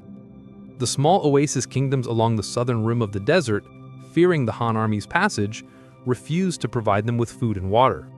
The army was decimated by starvation, thirst, and exhaustion long before it even reached Dayuan. General Li Guanli was forced into a humiliating retreat, returning to China with only a fraction of his original force. The first attempt by a Chinese army to project power deep into Central Asia had failed catastrophically. But Emperor Wu was not a man to be deterred by a single failure. The defeat only strengthened his resolve. The strategic necessity of the horses, combined with the need to restore the empire's honor, led him to double down on his gamble. In 102 BC, he launched a second, far larger and better organized expedition. This time, the army numbered some 60,000 soldiers and was accompanied by an enormous 100,000-strong supply train of oxen, donkeys, and camels. It was a brute force solution to a logistical problem. The army was a slow-moving city, carrying its own sustenance with it. Furthermore, Emperor Wu used a big-stick diplomacy with the oasis kingdoms along the route. Any settlement that refused to supply the army was immediately attacked and destroyed. Its resources were seized. This brutal but effective strategy ensured the army reached Dayuan with its strength largely intact. This time, the Han army was unstoppable. They laid siege to the capital of Dayuan and, in a brilliant feat of engineering, diverted the city's river, cutting off its water supply. Faced with thirst and the overwhelming power of the Han military machine, the nobles of Dayuan capitulated. They murdered their own king, presented his head to General Li, and finally agreed to the Han's terms. The Chinese seized several dozen of the finest heavenly horses for breeding and a further 3,000 of the best cavalry mounts. The war was over. The War of the Heavenly Horses was a pivotal moment in the history of the Silk Road. It was an act of immense, almost reckless imperial will. The Han dynasty had proven its ability to project military power thousands of miles from its homeland, a stunning announcement of its arrival as a new superpower in the geopolitical landscape of Central Asia. The oasis kingdoms along the route were now cowed into submission, becoming vassal states that would serve as the crucial, supply-giving nodes of the future trade route. The road to the west, which had been explored by a diplomat, had now been definitively opened by an army. The first great ancient trade route was now secure, its foundations laid not by merchants seeking profit, but by an emperor seeking the ultimate instrument of war. The military victories of the Han had opened the West, but an open door is not a highway. The true challenge of the Silk Road was not political, but physical. The distance was almost incomprehensible. Over 4,000 miles separated the Han capital of Chang'an from the eastern frontiers of the Roman world, and the terrain that lay between was a catalog of the planet's most extreme and hostile environments. For this new network of ancient trade to become a reality, it required not just imperial will, but a mastery of logistics and the deployment of specific rugged technologies capable of conquering the tyranny of distance and geography. The Silk Road was not a single road, but a complex, branching network of arteries. Its lifeblood kept pumping by two key innovations: the unshakable endurance of the Bactrian camel and the life-giving oases of the caravanserai. The journey began at the Jade Gate, the westernmost pass of the Great Wall, where traders left the relative security of the Chinese Empire. Immediately, they were confronted by the first great filter, the Hexi Corridor, a long, narrow strip of habitable land squeezed between the Gobi Desert to the north and the Tibetan Plateau to the south. This corridor was the fragile lifeline, the indispensable gateway to the west, and its control by the Han was the first prerequisite for the entire enterprise. But beyond the corridor, the true challenge began. The route split, forcing caravans to make a critical choice. The choice was how to navigate the second great filter, the brutal and seemingly endless expanse of the Taklamakan Desert. One of the largest shifting sand deserts in the world, its name is popularly believed to mean "he who goes in does not come out." To cross it directly was suicide. The routes were therefore forced to bifurcate, creating the northern and southern branches of the Silk Road. The northern route clung to the foothills of the Tian Shan Mountains, a chain of small oasis kingdoms, Turpan, Kucha, Aksu, providing the necessary water and supplies. The southern route hugged the base of the Kunlun Mountains, connecting another string of oases like Khotan and Yarkand. These oasis cities were the essential, life-sustaining nodes of the network. Without them, the entire system would collapse. The journey between these oases was a high-stakes gamble against time and thirst, a trek of weeks across barren gravel plains and shifting dunes under a sun that could parch the life out of a man in hours. Whichever route a caravan took, it would eventually lead them to the western edge of the desert basin, to the great trading hub of Kashgar.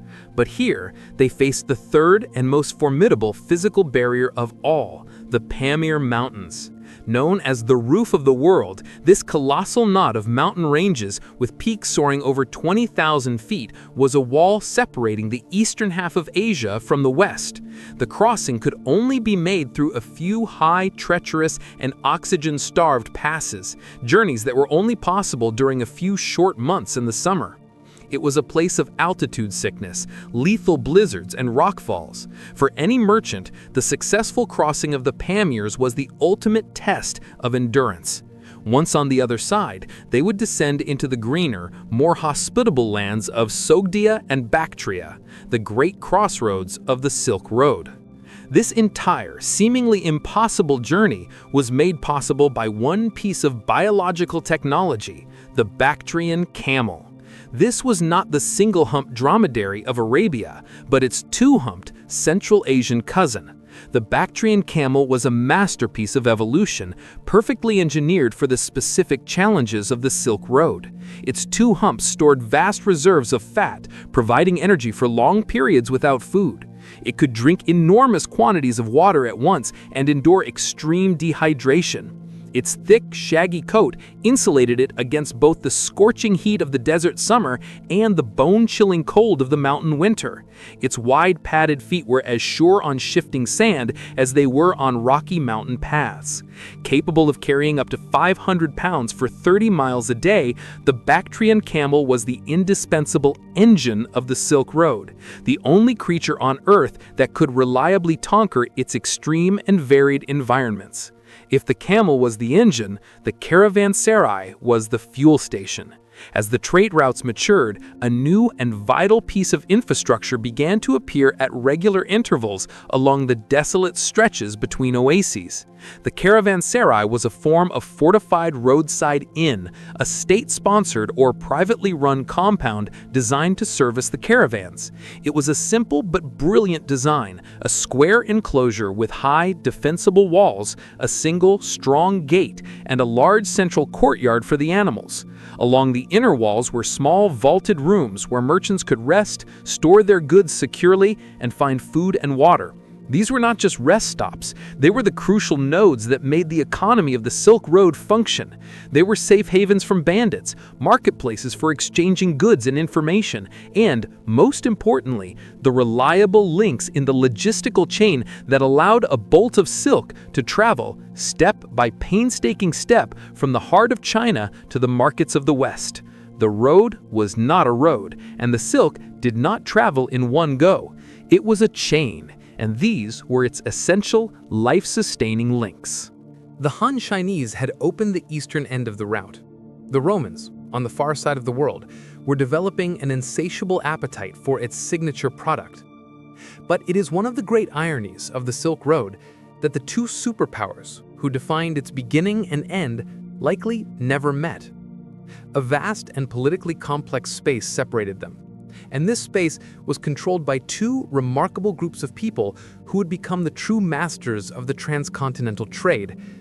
These were the great middlemen, the powerful, militaristic Parthian Empire, who acted as the formidable gatekeepers of the western routes, and the brilliant, indefatigable Sogdian merchants, who operated the complex logistical machinery of the road itself.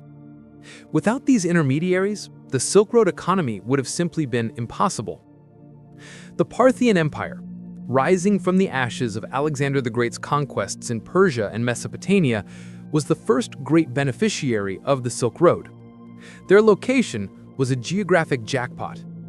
They controlled the entire territory from the Euphrates River in the west to the borders of Bactria in the east, sitting directly astride all the major pathways that connected the Roman world to Central Asia. From the moment the first silks began to trickle out of the Pamir mountains, the Parthian rulers recognized the immense economic potential. They did not seek to produce silk themselves, but to control its flow. They transformed their empire into a massive state-sponsored toll gate. Every caravan that passed through their territory was subject to heavy taxes, often as high as 25% of the value of the goods. Their capital cities, like Ctesiphon, became fabulously wealthy centers of commerce, not from production, but from their masterful manipulation of the ancient trade network. The Parthians' business model was ruthlessly effective. They understood that their greatest economic advantage lay in keeping the two great empires, Rome and Han China, ignorant of and separate from each other. They actively worked to prevent direct contact. When the Han general Ban Chao sent an envoy named Gan Ying in 97 AD to try and reach the Roman Empire, Da Qin, The envoy got as far as the Persian Gulf.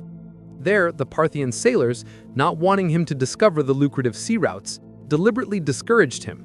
They told him tales of a vast and perilous sea, of a journey that could take 2 years, and of a strange sickness that would surely kill any man who attempted it. The terrified Gan Ying turned back, reporting to the Han court that the Western Empire was simply unreachable. It was a masterpiece of industrial disinformation. By controlling both the physical routes and the flow of information, the Parthian Empire ensured that all goods traveling between East and West had to pass through their hands and be taxed by their officials, cementing their position as the indispensable and incredibly wealthy gatekeepers of the world. If the Parthians were the gatekeepers, the Sogdians were the engine. Hailing from the fertile valleys around the great cities of Samarkand and Bukhara in modern-day Uzbekistan and Tajikistan, the Sogdians were a people seemingly born for commerce. Their homeland, Sogdia, was the great crossroads of Central Asia, the natural meeting point for the routes coming out of China, India, Persia, and the northern steppes. They were not a great military empire like the Parthians, but they became the undisputed masters of the caravan trade itself. For nearly 1,000 years, the Sogdians were the primary merchants, transporters, and financiers of the Silk Road. The Sogdian genius was in logistics and networking. They established a vast diaspora of merchant colonies at key oases and cities all along the routes, from the borders of China to the markets of Persia. A Sogdian merchant leaving Samarkand could travel for 1,000 miles and still find a welcoming community of his countrymen, a safe place to rest, a network for gathering market intelligence, and a system for transferring credit. They were the masters of the multilingual, multicultural environment of the Silk Road. They learned Chinese, Indian, Persian, and Turkic languages. They adopted and transmitted different religions: Zoroastrianism, Manichaeism, Nestorian Christianity, and Buddhism, whichever was most useful for building trust and facilitating business in a given region. Their primary loyalty was not to an empire, but to the economy of the road itself. We know of their vast reach from a remarkable archaeological discovery, a collection of letters known as the Sogdian Ancient Letters, found in a watchtower on the far western frontier of China. Written by Sogdian merchants in the 4th century AD, they are a snapshot of the daily life of the trade. They speak of business deals gone wrong, of market prices for wool and linen, of anxieties about political instability, and of personal news from home. They are the human voice of the Silk Road, revealing a world of immense risk, complex financial arrangements, and a deep reliance on their transcontinental network of contacts. The letters show that the Sogdians were not just simple traders, they were sophisticated entrepreneurs who understood capital, risk, and the complex geopolitics of their world. They were the ones who undertook the grueling journeys, who managed the camels, who negotiated with nomads, and who, piece by painstaking piece, moved the luxury goods of the world across the heart of Asia, taking their own substantial profit with every step. The Silk Road, in its daily operation, was a profoundly Sogdian machine. After a journey of thousands of miles, having passed through the hands of Han officials, Sogdian merchants, and Parthian tax collectors, the precious thread of the silkworm finally arrived at the frontiers of the Roman Empire. Here, at bustling caravan cities like Palmyra and Dura Europus, on the edge of the Syrian desert, Roman merchants would purchase the exotic fabric at an exorbitant price. From there, it was shipped across the placid waters of the Mediterranean to the city of Rome itself, the final and most voracious consumer, at the end of the world's longest supply chain. In the capital of the West, this fabric from a mythical, unknown land created a social and economic phenomenon. The Roman elite developed a veritable addiction to silk, a silk craze that would see the empire's precious metals flow eastwards in a torrent, sparking a moral panic and revealing the immense disruptive power of this new global economy. When silk first appeared in Rome, likely around the 1st century BC, it was a substance of pure, electrifying novelty. There was simply nothing like it. The Romans, accustomed to the coarser textures of wool and linen, were captivated by its softness, its lightness, and above all, its mysterious, shimmering luster. It was a fabric that seemed to float, to catch the light, to both conceal and reveal the form of the wearer. It immediately became the ultimate status symbol, a commodity whose value was derived from its extreme rarity and its astronomical price. To be dressed in silk was to make a public declaration of almost limitless wealth and sophistication. It was a way for the hyper-competitive Roman aristocracy to distinguish themselves, to literally wrap themselves in a fabric that was, at the time, more valuable than gold.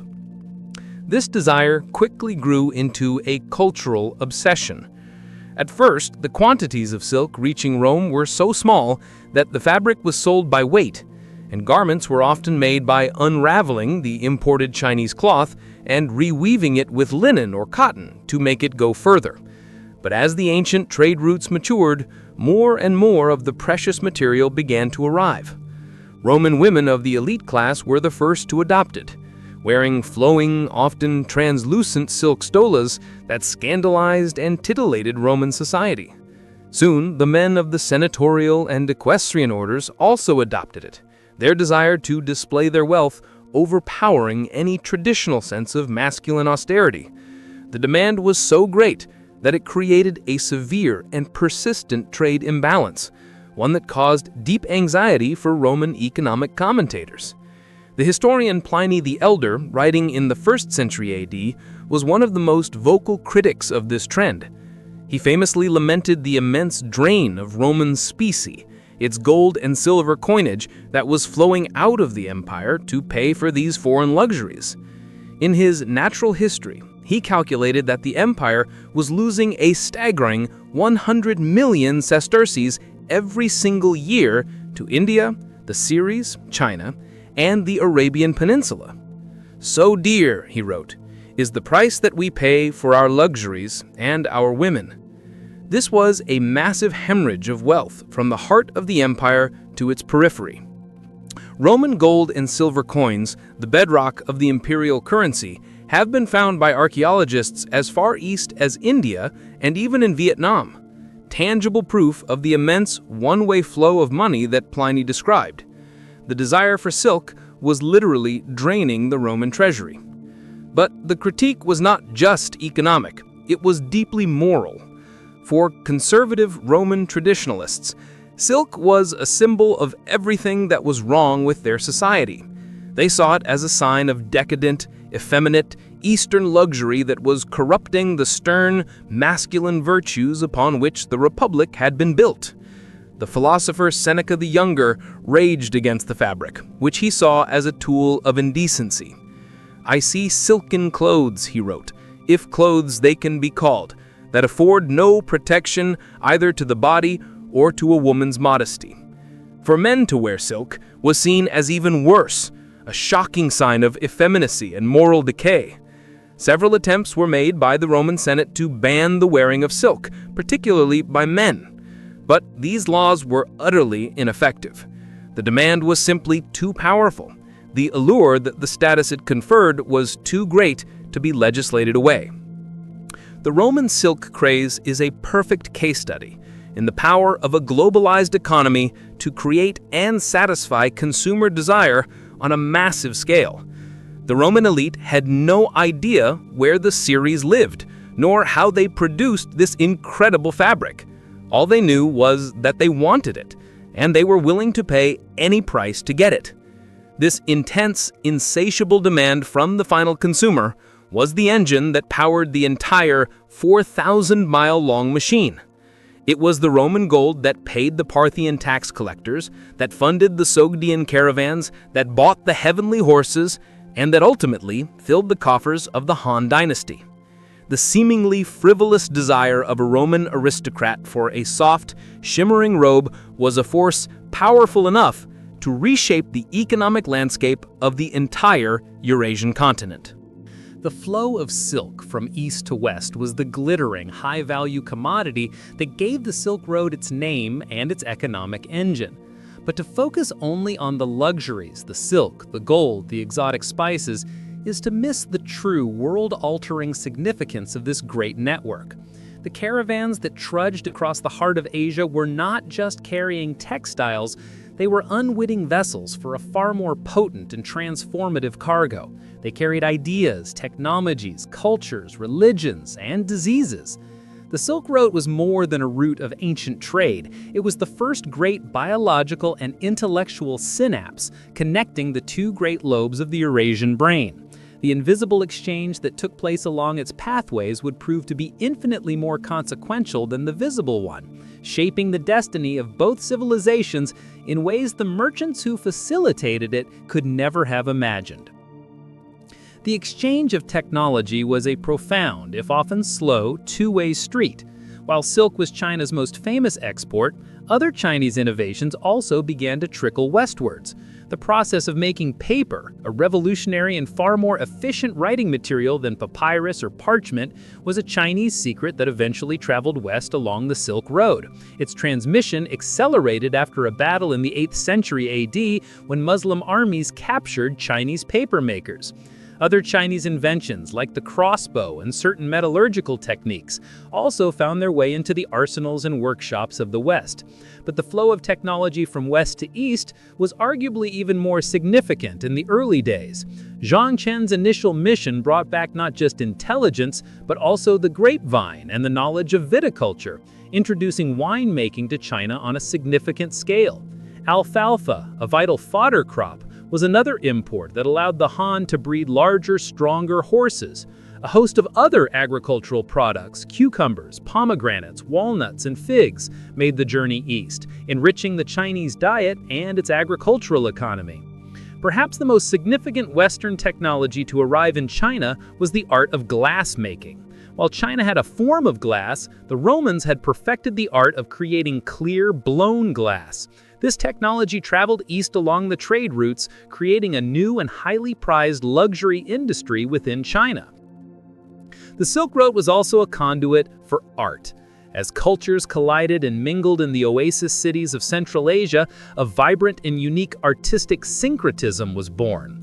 Greek and Roman artistic conventions, left behind in the wake of Alexander the Great's conquests, fused with Indian and Chinese styles. We see this beautifully in the art of the Kushan Empire, a powerful kingdom that arose in Central Asia and became a key player in the Silk Road trade.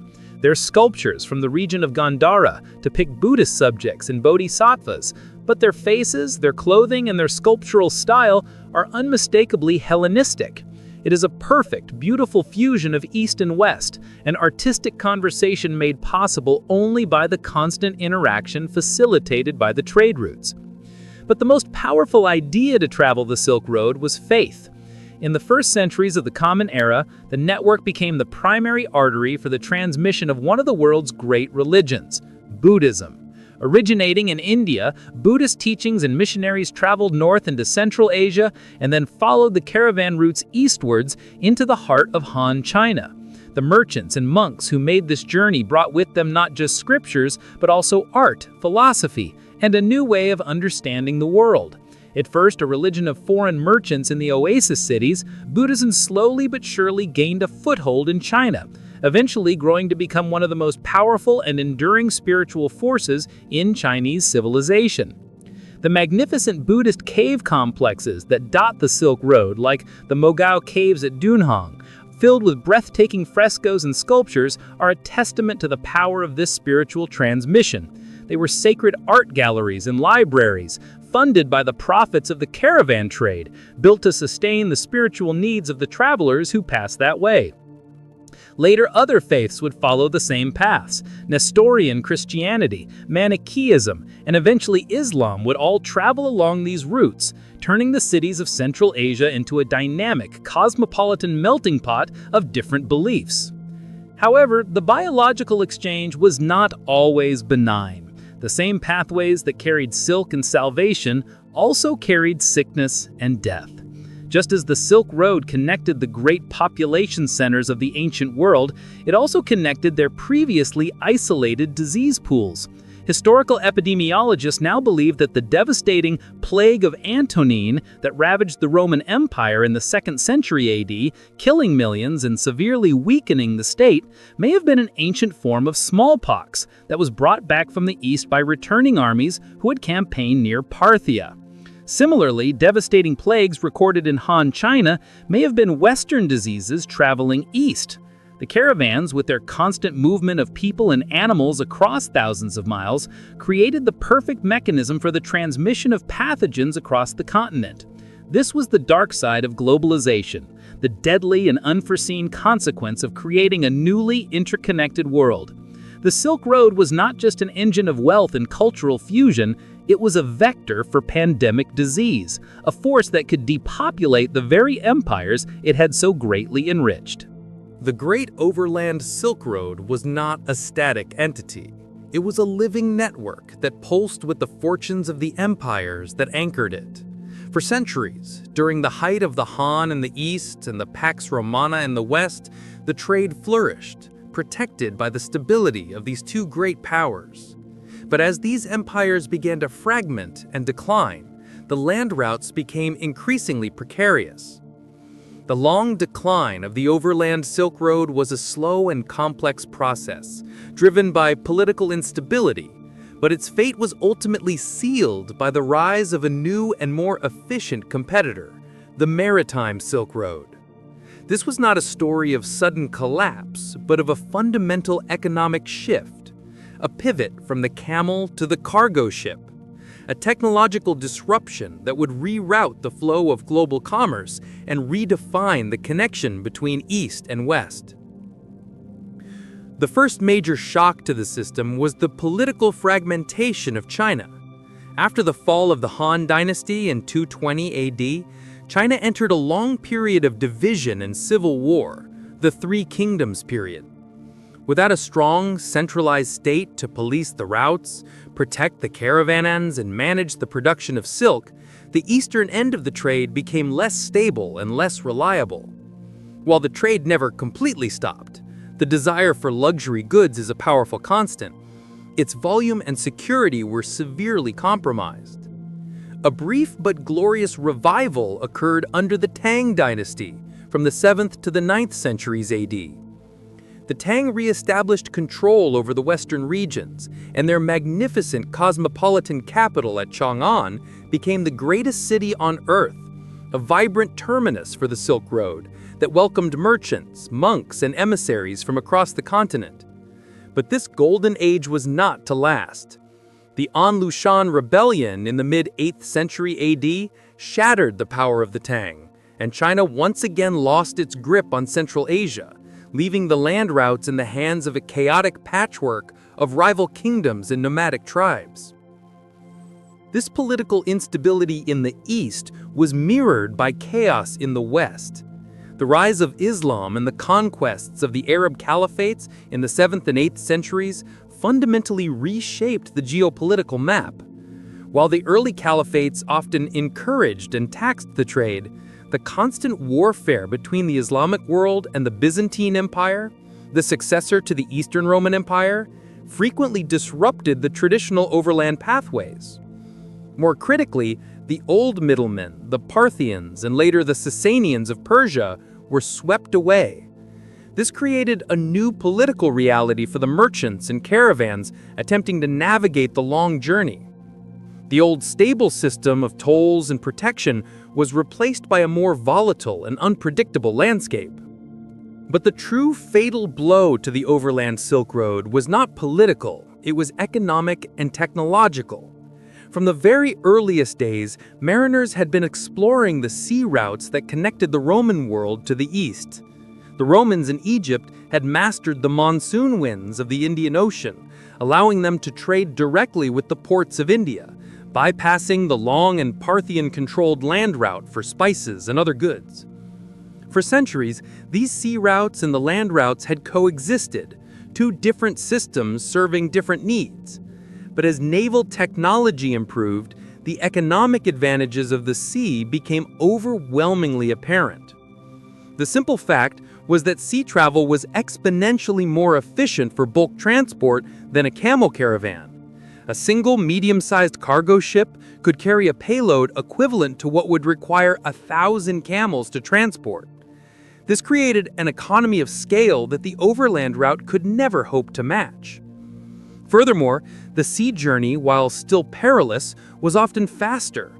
A ship sailing from a Red Sea port could reach India in a matter of months, while a caravan journey from the borders of China to Persia could take the better part of a year.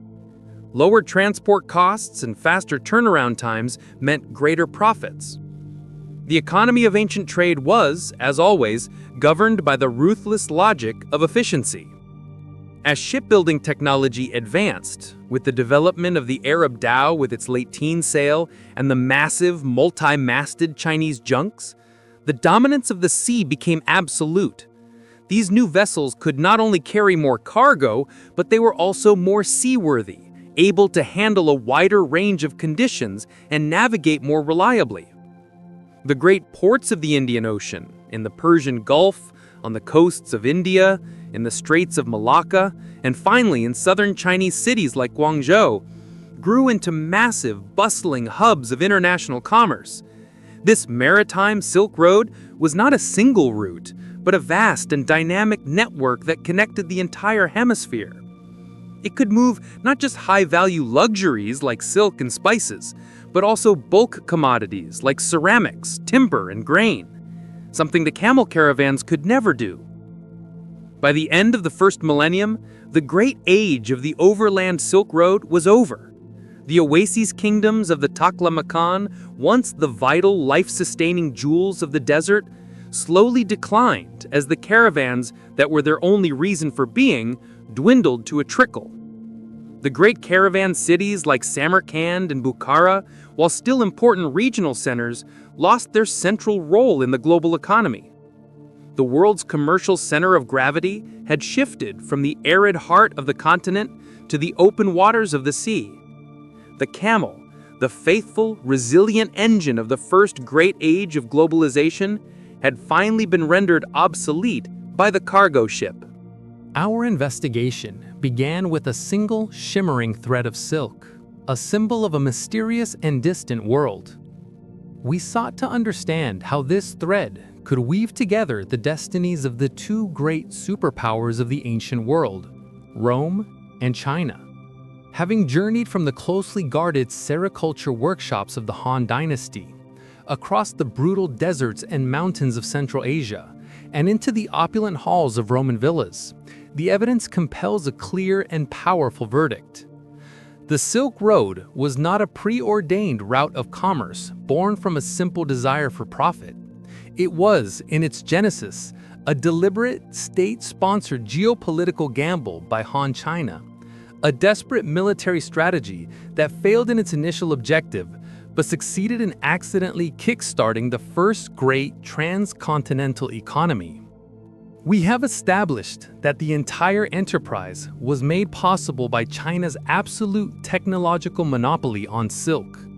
This unique, high-value, and lightweight commodity was the perfect fuel for a long-distance trade, a state secret so valuable it provided the economic incentive for the entire network.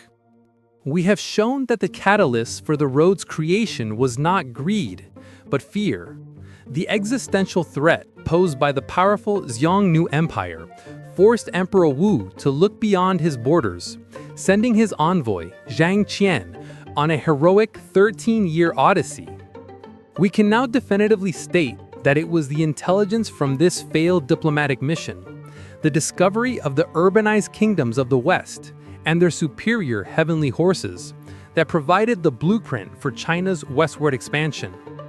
Our investigation has demonstrated that the road was opened not by merchants, but by soldiers. The War of the Heavenly Horses was a brutal act of imperial power projection, a war fought 1,000 miles from home to secure a strategic resource and pacify the route for future engagement. This military action laid the physical and political foundations upon which all subsequent trade was built. We have deconstructed the machinery of the trade itself, identifying the key technologies, the indomitable Bactrian camel, and the life-sustaining caravanserai, that made the journey possible. We have also unmasked the crucial and often invisible players, the great middlemen. We have seen how the Parthian Empire acted as a formidable, tax-collecting gatekeeper, and how the indefatigable Sogdian merchants operated the complex, multicultural logistics of the caravan machine, their network forming the true connective tissue of the continent. Most importantly, our investigation has concluded that the true, world-redefining legacy of the Silk Road was not the visible exchange of silk for gold. The true legacy was the invisible cargo carried by the caravans. We have shown that the routes acted as the first great intercontinental conduit for the transmission of technology, art, agriculture, and most profoundly, religious belief, with Buddhism's journey eastward being the most transformative of all. We have also acknowledged the dark side of this new connection, the transmission of deadly pandemic diseases. Therefore, the final conclusion of our investigation is this: the Silk Road was the moment in history when the isolation of the great civilizations was permanently shattered. It was the moment Eurasia became a single, interconnected entity. While it began as a military gambit, it evolved into a powerful economic and cultural network that irrevocably altered the trajectory of both East and West. It did not just move goods, it moved the very components of civilization itself, creating a new, more complex, and permanently intertwined world. The great caravans that once trudged the Taklamakan have long since vanished into the desert sands. The Sogdian language is dead, the Parthian Empire is dust, and the oasis cities that were once the glittering jewels of the desert are now silent, windswept ruins. The overland Silk Road, as a functioning economic artery, has passed into history, and yet its legacy is all around us. It is more than just a historical trade route. It has become one of humanity's most powerful and enduring metaphors, a symbol of connection, of exchange, and of the timeless, often perilous human drive to reach beyond the horizon. The story of the Silk Road is a powerful testament to the idea that history is driven as much by accident as by design. It began not with a grand vision of a connected world, but with a hard-headed military calculation. Emperor Wu's gamble was a failure in its own terms, yet its unintended consequences changed the world far more profoundly than any military victory could have. It is a powerful lesson that the forces of economic and cultural exchange, once unleashed, are often far more powerful and unpredictable than the political or military ambitions that set them in motion. The desire for a better horse led, inexorably, to the exchange of philosophies. The quest for an ally led to the creation of a global market. The central legacy of this ancient network is the irreversible cross-pollination of human culture. It was the first time that the great, isolated islands of civilization, the Greco-Roman, the Persian, the Indian, and the Chinese, were permanently connected. The ideas and technologies that traveled these routes enriched and transformed every society they touched, creating a new, more complex and more sophisticated world. The art of Gandhara, the spread of Buddhism, the arrival of glass in China, these were not footnotes to history. They were the building blocks of a new, shared Eurasian heritage. The Silk Road proves that no civilization is an island. Every culture is a hybrid, a fusion of influences brought from afar on the slow, patient feet of the trader and the pilgrim. Today, in the 21st century, the phrase Silk Road has been reborn. China's ambitious Belt and Road Initiative, a multi-trillion-dollar global infrastructure project, deliberately evokes the memory of the ancient route, seeking to create a new network of trade and influence across the Eurasian landmass and beyond. It is a testament to the enduring power of the original concept. The fundamental principles remain the same, that controlling the arteries of trade is a source of immense geopolitical power, and that creating physical connections is the most effective way to foster economic and cultural influence. The questions raised by this new Silk Road, questions of debt, dependency, and the balance of power, are the very same questions that the rulers of the Han, the Parthians, and the Romans grappled with 2,000 years ago. Ultimately, the story of the Silk Road is the story of globalization in its infancy. It reveals that our modern, hyper-connected world is not a recent invention, but the latest and most advanced iteration of a process that began with a single, courageous journey into the unknown. It is a story of how human curiosity, desire, and the relentless pursuit of profit can overcome the most formidable geographical barriers. The roads themselves may fade, the empires may fall, and the commodities may change, but the fundamental human impulse to connect, to exchange, and to see what lies beyond the next mountain remains the most powerful and creative force in our shared history.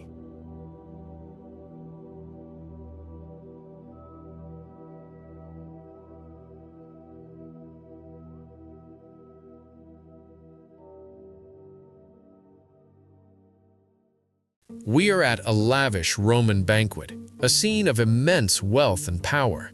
A senator, wishing to display his status, takes a small, intricately carved silver piperadium and carefully sprinkles a few tiny black specks onto his meal. These are peppercorns. Today, they are the most common spice on earth, but in ancient Rome, they were black gold, a luxury commodity so valuable they were sometimes used to count out a fortune, grain by single grain. Each one of those peppercorns had completed an epic 4,000-mile journey from the coast of India, a voyage that was, for centuries, considered impossible. How did this humble spice become an imperial obsession? The answer lies not on any road, but in a secret hidden in plain sight, a revolutionary discovery that turned the open ocean from a terrifying void into a highway of wind.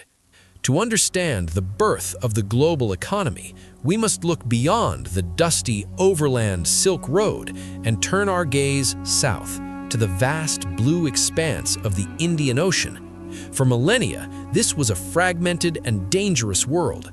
Its trade was a slow, timid, and laborious process of coastal crawling, with small ships inching their way along the shoreline from one port to the next, a journey from Egypt to India that could take years.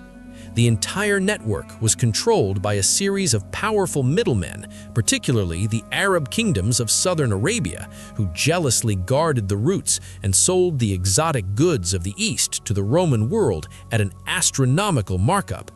The open ocean was an unsolved puzzle, a barrier that kept the great civilizations of the West and the East apart. This documentary will investigate the revolutionary technological and intellectual breakthrough that finally solved that puzzle, the discovery and mastery of the monsoon wind system. We will argue that this was not merely an improvement in navigation, it was a disruptive innovation on par with the invention of the steam engine or the internet. The understanding of these predictable, seasonal, reversing winds was a key that unlocked the ocean, transforming it from a coastal backwater into the world's first truly global marketplace. Our investigation will chart the course of this new wind-powered economy. We will explore the massive Roman infrastructure investment in the Red Sea ports, the state-sponsored effort to cut out the middlemen and seize control of this lucrative trade. We will journey to the mythical Spice Coast of southern India, the epicenter of the pepper trade, and uncover the immense hoards of Roman gold that are the stunning proof of this commercial explosion. We will reveal the forgotten third power in this equation, the African kingdom of Axum, which became a vital hub in this new hemispheric network. We will deconstruct the cargo of empires, the spices, gems, and silks that flowed west, and the river of gold, wine, and glass that flowed east. And we will explore how this new direct connection between worlds fostered an unprecedented exchange of not just goods, but of people, ideas, and cultures. This is the story of how a secret held in the wind shattered an ancient monopoly, created a truly hemispheric economy, and laid the foundations for the interconnected world we inhabit today. Before the great age of open ocean sailing, the Indian Ocean was a world of immense potential but profound limitation. It was a vast, warm sea, bordered by some of the richest and most diverse cultures on Earth. The industrial and military might of the Roman Empire in the west, the ancient and wealthy kingdoms of India in the east, and the powerful aromatic lands of Arabia and the Horn of Africa in between. The desire for exchange was immense. The Romans craved the spices, gems, and exotic materials of the east. The Indians and Arabs desired the gold, wine, and manufactured goods of the west. But the ocean itself, or rather the human understanding of it, placed a hard limit on this potential. The early economy of the Indian Ocean was a slow, inefficient, and deeply fragmented system, a world defined by the tyranny of the coastline and the iron grip of a powerful monopoly. The dominant mode of travel in this early period was a technique known as coastal crawling. Sailors in their small, square-rigged ships would timidly hug the shoreline, navigating by sight from one landmark to the next. The open ocean was a terrifying void, a place of monsters and myth to be avoided at all costs. A journey from a Roman port in Egypt to the mouth of the Indus River was not a direct voyage. It was an excruciatingly long and complex series of short hops. A ship would sail down the Red Sea, turn east, and then meticulously follow the convoluted, thousands of miles long coastline of Arabia, Persia, and what is now Pakistan. A single, one-way journey could take a year or even two to complete. This slow, high-cost, high-risk model of transport meant that only the most valuable, low-weight luxury goods were worth carrying. The dream of a high-volume, mass-market trade between the great empires was a logistical and economic impossibility. This fragmented and inefficient system was the perfect environment for the rise of the middlemen, and in the Indian Ocean, the undisputed masters of this role were the kingdoms of southern Arabia, the region known to the Romans as Arabia Felix, or Fortunate Arabia. These were the kingdoms that controlled the legendary incense route, the source of the world's supply of frankincense and myrrh. Their strategic position at the southwestern tip of the Arabian Peninsula gave them a commanding geographical advantage. They were the natural gatekeepers, the pivot point between the Mediterranean world to their west and the Indian world to their east, and they exploited this position with brilliant commercial acumen. The Arab merchants became the great accumulators and distributors of the world's luxuries. They used their own fleets to conduct the slow coastal trade with India, bringing back the pepper of the Malabar coast, the pearls of the Persian Gulf, and the gems of Sri Lanka. These goods would arrive at their great port cities like Udaiman, modern Aden. Here, the goods would be consolidated with their own immensely profitable exports of incense. Then they controlled the final lucrative leg of the journey to the Roman market. They would either ship the goods up the Red Sea, a route they dominated, or send them overland via the great camel caravans of the incense route. Critically, they maintained their monopoly by jealously guarding the secret of their sources. They were the sole conduit of information between the East and the West. They told the Romans terrifying stories of the dangers of the journey to India, of monstrous sea creatures and treacherous waters, actively discouraging any Roman merchant from attempting to bypass them. They controlled the market by controlling both goods and information. This allowed them to purchase goods at a low price in the East and sell them for an astronomical markup in the West, creating a river of wealth that made their kingdoms legendary. For the Roman economy, this was a source of immense frustration. They were paying an enormous premium for every peppercorn and every pearl, their gold flowing into the coffers of a foreign monopoly. The Roman state was desperate for a solution, a way to break the stranglehold of the middlemen and forge a direct, profitable connection to the riches of the East.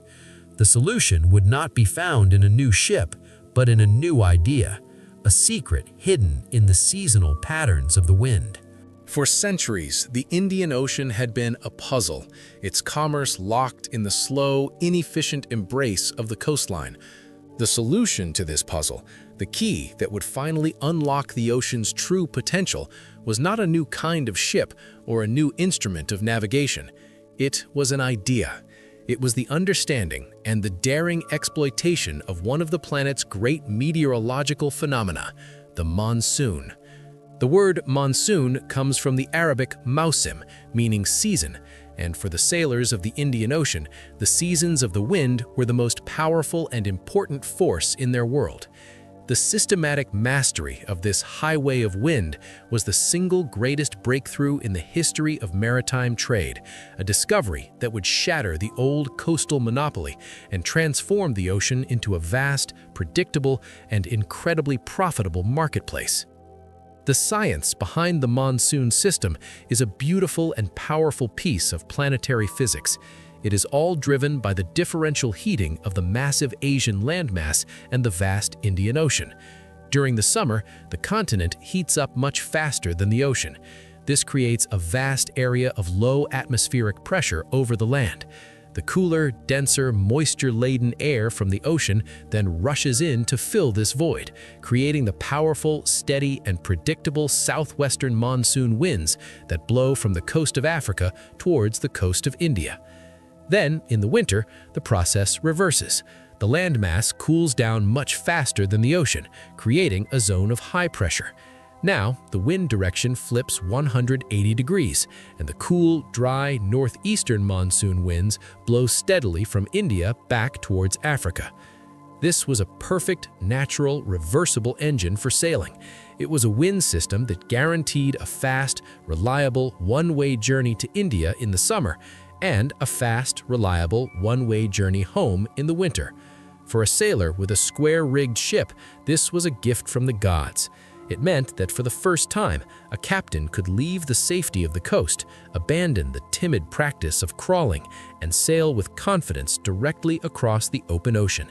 A journey that had once taken years of painstaking coastal navigation could now be completed in a matter of months. The knowledge of these winds was not a single sudden discovery. The local sailors of the Arabian Sea, the Arabs, the Indians, the Ethiopians, had likely understood the patterns of the monsoons for centuries, using them for regional trade. But this was a closely guarded secret, the intellectual property of the middlemen who profited from the slow, coastal system. The revolutionary moment came when this local knowledge was broken open and systematically exploited by the great economic superpower of the West, the Roman Empire. The story of this breakthrough is famously, if perhaps apocryphally, attributed to a single Greek sailor named Hippalus around the 1st century BC or AD.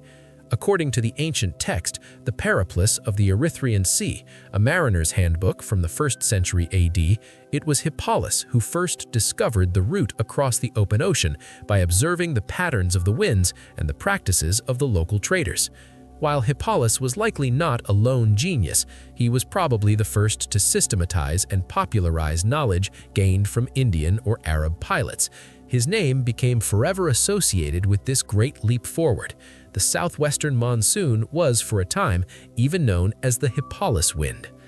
This was more than just a new route, it was a complete disruption of the existing economic order. The mastery of the monsoon was a weapon, an instrument that could be used to shatter the long-standing Arab monopoly on the eastern trade.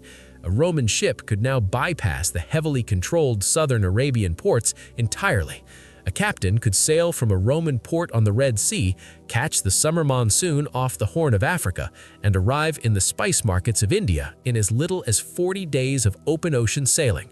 He could conduct his business, wait for the winds to reverse in the winter, and make the return journey home, completing a full round trip in under a year.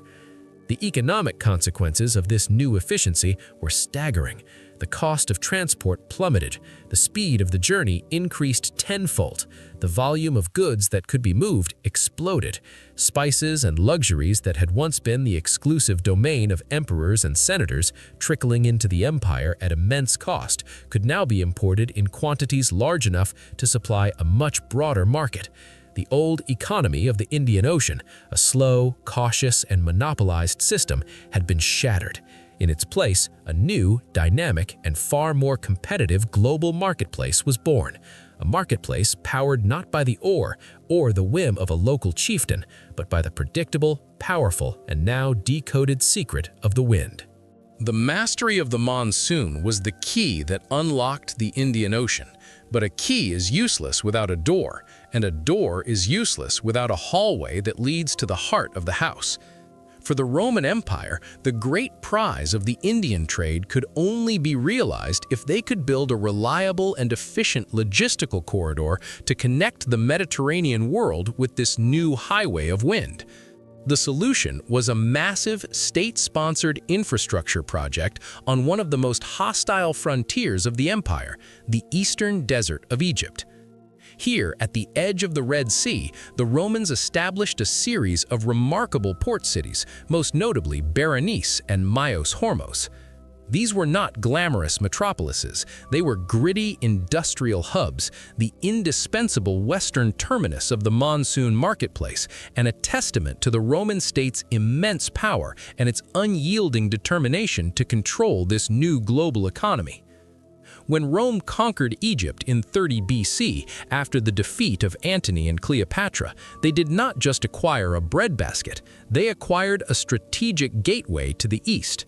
The Ptolemaic kings who had ruled Egypt before them had already dabbled in the Red Sea trade, but it was the Romans, armed with the new knowledge of the monsoons and an insatiable appetite for luxury goods, who would supercharge the connection. The Emperor Augustus and his successors immediately recognized the immense strategic and economic potential. By creating a direct maritime link to India from their own Egyptian ports, they could finally bypass the two great middlemen who had been draining the empire's wealth for centuries: the Parthian Empire, which controlled the overland Silk Road, and the Arab kingdoms, which controlled the old coastal sea routes. This was an act of imperial economic policy, a deliberate and aggressive move to seize control of the entire supply chain from source to consumer. The geography of the region, however, presented an immense challenge. The Red Sea itself was notoriously difficult to navigate, with its treacherous reefs and unpredictable winds, particularly in its northern reaches. The most efficient route was to travel as far south as possible overland through the desert and then to embark from a port on the southern part of the Egyptian coast. This required the creation of a sophisticated overland supply chain, a desert road, to connect the Nile River, the great artery of Roman Egypt, to the sea. The Romans, the master road builders of the ancient world, met this challenge with their characteristic efficiency. They established a caravan route, a well-policed and well-supplied track that ran for over 100 miles through the barren mountainous wastes of the eastern desert.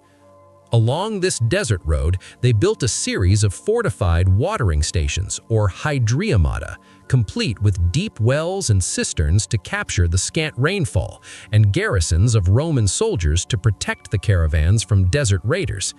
This was the lifeline that made the Red Sea ports possible. Great camel caravans, the same technology that powered the trans-Saharan trade, would be loaded with goods on the banks of the Nile River at a city like Koptos. They would carry southbound cargo for the Indian market, amphoras of Italian wine, crates of Roman glass, textiles, and above all, the vast quantities of gold and silver coins needed to pay for the eastern luxuries. For 2 weeks, these caravans would trudge across the desert, sustained by the Roman-built infrastructure, a river of commerce flowing through one of the driest places on Earth. At the end of this desert road lay the ports themselves. Berenice and Myos Hormos were remarkable feats of engineering and logistics. They were artificial cities, built from scratch in a hostile environment for a single purpose. Archaeological excavations at these sites have revealed a bustling, cosmopolitan world. We find the remains of great harbor complexes, of temples dedicated to both Egyptian and Roman gods, and of the administrative buildings of the Roman customs officials who taxed every ounce of cargo that passed through.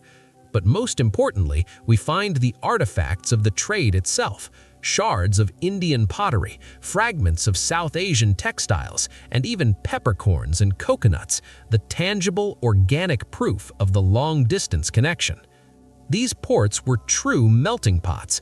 Here, Roman and Greek captains would have rubbed shoulders with Arab pilots, Indian merchants, and Ethiopian traders. It was a place of immense activity, dictated by the rhythm of the monsoons. In the late summer, the great fleets, sometimes numbering over 100 ships in a single season, would depart, their sails full with the last of the favorable winds, bound for the distant markets of India. For the next several months, the ports would be quiet, waiting. Then, in the deep of winter, the lookouts would scan the horizon for the first sails of the returning fleet, their holds now laden with the treasures of the East. The arrival of the Pepper Fleet would have been a moment of immense excitement and relief, the successful culmination of a year-long, high-risk and incredibly profitable enterprise. From here, the spices and luxuries would be loaded onto the camels for the arduous journey back to the Nile, and from there into the waiting markets of the insatiable Roman Empire. The Roman fleets that sailed from the Red Sea were not venturing into a primitive wilderness. They were heading towards an ancient, wealthy, and highly sophisticated civilization at the far end of the monsoon highway. This was the world of the Tamilakam, the land of the three great crowned kings, the Cheras, the Cholas, and the Pandyas in southern India. This region, particularly the Malabar coast, was the epicenter of the global spice trade, the world's primary source for the most desirable commodity of all, black pepper. The Roman arrival did not create this economy. It simply tapped into a pre-existing, deeply sophisticated network of production and trade. The Tamil kingdoms were not passive producers of raw materials. They were powerful and discerning business partners who grew fabulously wealthy from their commercial engagement with the Roman Empire. The great prize of the region was black pepper, Piper nigrum, a climbing vine native to the lush, tropical monsoonal forests of the Western Ghats. The Romans called it piper, and they were utterly obsessed with it. It was the ultimate spice, a versatile and potent flavor that could be used in both savory and sweet dishes, and it also held a high value in ancient medicine. Unlike the chili peppers of the New World, which were unknown, black pepper provided a unique and desirable pungency. But its production was geographically limited, and its cultivation was a skilled art. This natural monopoly on the world's most sought-after spice made the kings of the Malabar coast the masters of a commodity as valuable as the oil of Athens or the silk of China. The central hub of this vibrant international trade, the primary destination for the Roman fleets, was the legendary and now lost port city of Muziris. The Periplus of the Erythraean Sea and other ancient sources describe Muziris in breathless terms. It was a bustling, cosmopolitan metropolis, a place abounding in ships sent from Arabia and by the Greeks. It was the great clearinghouse where the pepper, harvested in the hills, was brought to be traded. But Muziris was more than just a pepper port. It was the nexus for all the luxuries of the East. From here, goods from even further afield were consolidated and re-exported to the West. Pearls from Sri Lanka, precious gems like beryls and diamonds from the Indian interior, and even bales of Chinese silk that had made their own arduous journey southwards to be loaded onto the ships bound for Rome. What is most remarkable is the sheer, undeniable physical proof of the scale of this trade. For centuries, all we had were the textual accounts, but in the 20th and 21st centuries, archaeologists in southern India have unearthed a treasure trove of Roman artifacts. Most spectacularly, they have discovered massive hoards of Roman gold and silver coins, literally thousands upon thousands of them, buried in terracotta pots. These are not just a few stray coins lost by a traveler. These are the vast accumulated payments for the spices and luxuries sent to Rome, a stunning, tangible record of the immense trade imbalance. The Roman Empire was literally hemorrhaging its gold to pay for its pepper addiction, and these hoards are the receipts. The presence of these coins tells a sophisticated story. The Romans were not plundering India, they were engaging in a balanced and very expensive commercial exchange. The Tamil kingdoms were not naive natives being duped out of their resources. They were powerful rulers who demanded payment in the most stable and trusted currency of the age, Roman gold and silver. They understood the global economy. The coins were not just melted down, their high-quality metal was valued, and they often circulated as a form of local currency or were stored in royal treasuries as a measure of the kingdom's wealth. The connection was more than just commercial, it was cultural. The Periplus speaks of a temple dedicated to the Roman Emperor Augustus at Museus, a clear sign of a large, permanent, and respected community of expatriate Roman traders living in the city. Tamil poetry from the period, the Sangam literature, speaks of the cool, fragrant wine brought by the Yavanas, their name for the peoples of the West, in their great ships. It was a relationship of mutual fascination and immense mutual profit. The Roman traders who made the perilous one-year-long round trip to India were not just sailors, they were diplomats, adventurers, and the human conduits of the first great age of globalization. This was a partnership of equals. The Tamil kingdoms were a sophisticated, literate society with their own powerful navies and a long tradition of maritime trade.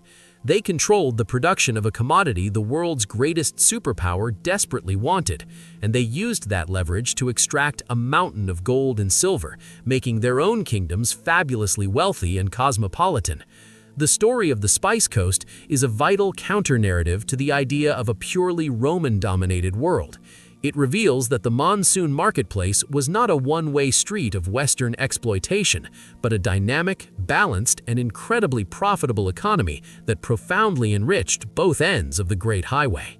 The monsoon marketplace was a system of breathtaking scale, a network that connected the economies of 3 continents. The ships that plied these routes were floating treasure chests, their holds packed with the most valuable, the most exotic, and the most sought-after commodities of the ancient world.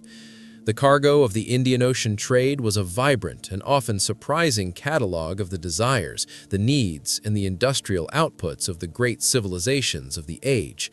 It was a two-way street, a dynamic exchange where the raw luxuries of the East were traded for the manufactured goods and the hard currency of the West. To unpack the hold of a single one of these merchant ships is to dissect the entire global economy in miniature. The primary cargo flowing from east to west, the commodity that gave the trade its name and its primary driving force, was spices. At the absolute top of the list was black pepper from the Malabar coast. But it was far from the only one. From India also came ginger, cardamom, and turmeric. From the islands of Indonesia, the so-called Spice Islands, the Moluccas, came the even more valuable and exotic cloves, nutmeg, and mace, which would have been brought to the Indian ports by Southeast Asian sailors and then re-exported to the West. For the Romans, whose own cuisine was relatively limited in its flavor palette, these spices were a culinary revelation, a way to add heat, fragrance, and complexity to their dishes.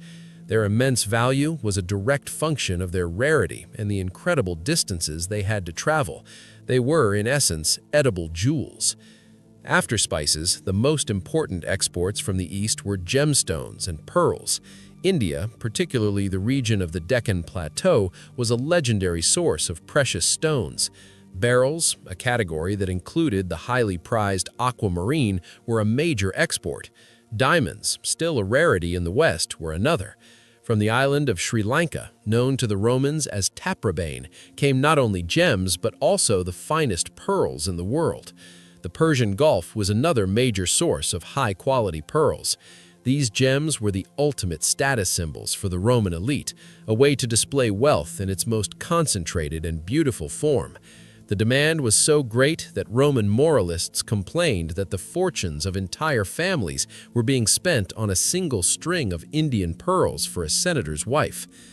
Other luxury goods filled the holds.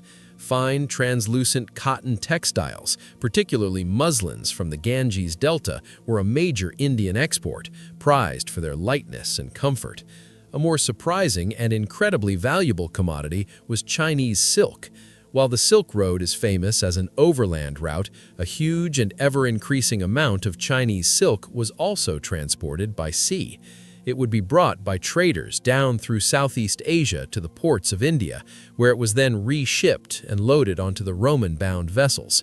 For a Roman merchant, a single cargo that included both Indian pepper and Chinese silk was the ultimate prize, a fortune beyond imagining. To complete the exotic manifest, there were strange and wonderful animal products, ivory from Africa and India, tortoiseshell, and even live animals like parrots and peacocks destined for the villas of the super-rich. To pay for this immense river of Eastern luxuries, a corresponding river of Western wealth had to flow in the opposite direction, and the single most important Roman export to the East was money itself. The hordes of thousands of Roman gold and silver coins found in India are the starkest proof of the trade imbalance. The Roman economy was, in a sense, hemorrhaging its hard currency to pay for its addiction to spices. These coins were valued not just for their symbolic power, but for the consistent purity of their metal, making them a trusted store of value and a preferred medium of exchange in the Indian kingdoms. But the Romans did not only pay in cash, they also exported their own high-value manufactured goods. One of the most prized of these was Roman glass. The Romans had perfected the art of glassblowing, creating beautiful, clear, and complex vessels that were a technological marvel. Finely made Roman glass bowls, flasks, and drinking cups were highly sought after by the elites of India, and fragments of them have been found in the ruins of the ancient trading ports. Another major export was wine. The fine wines of Italy, particularly from the regions of Campania, were famous throughout the Mediterranean, and they found an eager market among the rulers of the East. Large quantities of wine, transported in massive clay amphora, made the long journey to India a taste of the Mediterranean good life. Other Roman exports included fine red-glazed pottery known as Aretine ware, bronze and lead for industrial use, and certain types of high-quality textiles, like fine linen. This was a complex and sophisticated trade, a true exchange of the unique products of different global zones. The ships that sailed the monsoon marketplace were not just carrying goods, they were carrying the very essence of their home civilizations, creating a vibrant, interconnected, and truly globalized economic world. The story of the monsoon marketplace is often told as a simple bipolar exchange between two giants, the Roman Empire in the west and the wealthy kingdoms of India in the east. But this narrative misses a crucial third player, a powerful and sophisticated African kingdom that had positioned itself as the strategic pivot point of the entire system. This was the Kingdom of Aksum, located in the highlands of modern-day Ethiopia and Eritrea. With its great port city of Adulis on the Red Sea, Aksum was not just a participant in the Indian Ocean trade. It was a major commercial power in its own right, a vital hub that controlled the flow of Africa's unique and immensely valuable resources into the global economy. The story of Aksum is the forgotten chapter of the monsoon trade, a testament to an African civilization that harnessed the winds of commerce to build an empire. The kingdom of Aksum rose to prominence in the first centuries of the Common Era, perfectly timed to capitalize on the explosion of trade that followed the Roman mastery of the monsoons. Its geographical position was its greatest asset. The Aksumite heartland was in the cool, fertile highlands of the Horn of Africa, but its power projected down to the coast, to its great port of Adulis. Adulis was strategically located near the Bab el-Mandeb, the narrow strait that connects the Red Sea to the Indian Ocean. This meant that almost every single ship sailing from Roman Egypt to India, and vice versa, had to pass directly by its shores. Aksum was the gatekeeper of the western entrance to the monsoon marketplace. This position allowed the Aksumites to play a dual role in the economy. First, they were facilitators and intermediaries. Their port at Adulis became a vital stopping point for the Roman fleets. Here, ships could take on fresh water and supplies, repair their rigging, and hire local pilots with an intimate knowledge of the Red Sea's treacherous currents and reefs. This made Adulis an indispensable service station for the long-haul trade, a role for which the Aksumite state would have extracted significant port duties and taxes. The city grew into a bustling, cosmopolitan hub, a place where, as the Periplus describes, one could find traders from Rome, Arabia, and India, all doing business. But the Axumites were far more than just the proprietors of a port. Their second and more important role was as the primary suppliers of a host of uniquely African commodities that were in high demand across the ancient world. Their greatest and most valuable export was ivory. The African elephant, with its massive tusks of high-quality, hard ivory, was the world's prized source of this luxury material. Axumite traders and hunters would procure the tusks from the interior of the continent, a perilous and difficult enterprise, and bring them to Adulis. From there, the ivory would be shipped to the workshops of the Roman Empire, where it was carved into everything from the decorative panels on furniture to the intricate statues of the gods and the ceremonial scepters of consuls. The demand for ivory was immense, and Aksum's control over its supply was a source of almost unbelievable wealth. But the list of African exports went on. The Periplus details the immense variety of goods that flowed out of the port of Adulis. Tortoiseshell, particularly from the giant tortoises of the region, was a highly prized luxury good, used for inlays and the creation of ornate veneers. Rhinoceros horn was another valuable commodity, believed to have medicinal properties. And critically, Aksum became a major player in the ancient incense trade. While the kingdoms of southern Arabia controlled the finest frankincense and myrrh, the Horn of Africa produced its own varieties, and Aksum became a major consolidator and exporter of these aromatic resins. The Aksumite state was a sophisticated and powerful state, fully capable of managing its role in this complex economy. They were one of the few African kingdoms of the period to develop their own written script, Ge'ez. And in a stunning display of their commercial ambition, they became the first sub-Saharan African state to issue its own coinage. Beginning in the late 3rd century AD, the kings of Aksum issued a beautiful and sophisticated tri-metallic currency in gold, silver, and bronze. These coins, often inscribed in Greek, the international language of commerce, were a clear statement of their sovereignty and their full participation in the Roman and Indian economic sphere. They were not a barbarian periphery, they were a peer, a civilization that understood and used the international language of money. The kingdom of Aksum, therefore, was the vital third pillar of the monsoon marketplace. It was the great bridge that connected the resources of the African interior with the global maritime network. The wealth they accumulated from the trade in ivory, incense, and other goods allowed them to build a powerful military, to create magnificent monuments like their famous towering stone stele, and to become a major regional power that would, at times, even project its influence across the Red Sea into Arabia itself. The story of the Indian Ocean trade is incomplete without them, a powerful reminder that Africa was not a passive subject of the global economy, but an active, powerful, and incredibly wealthy participant. The monsoon marketplace was an engine of unprecedented prosperity, a system that generated immense wealth for the merchants and empires that participated in it. But this wealth was not distributed equally, and the very success of the trade created a profound and persistent economic anxiety in the heart of its greatest consumer, the Roman Empire.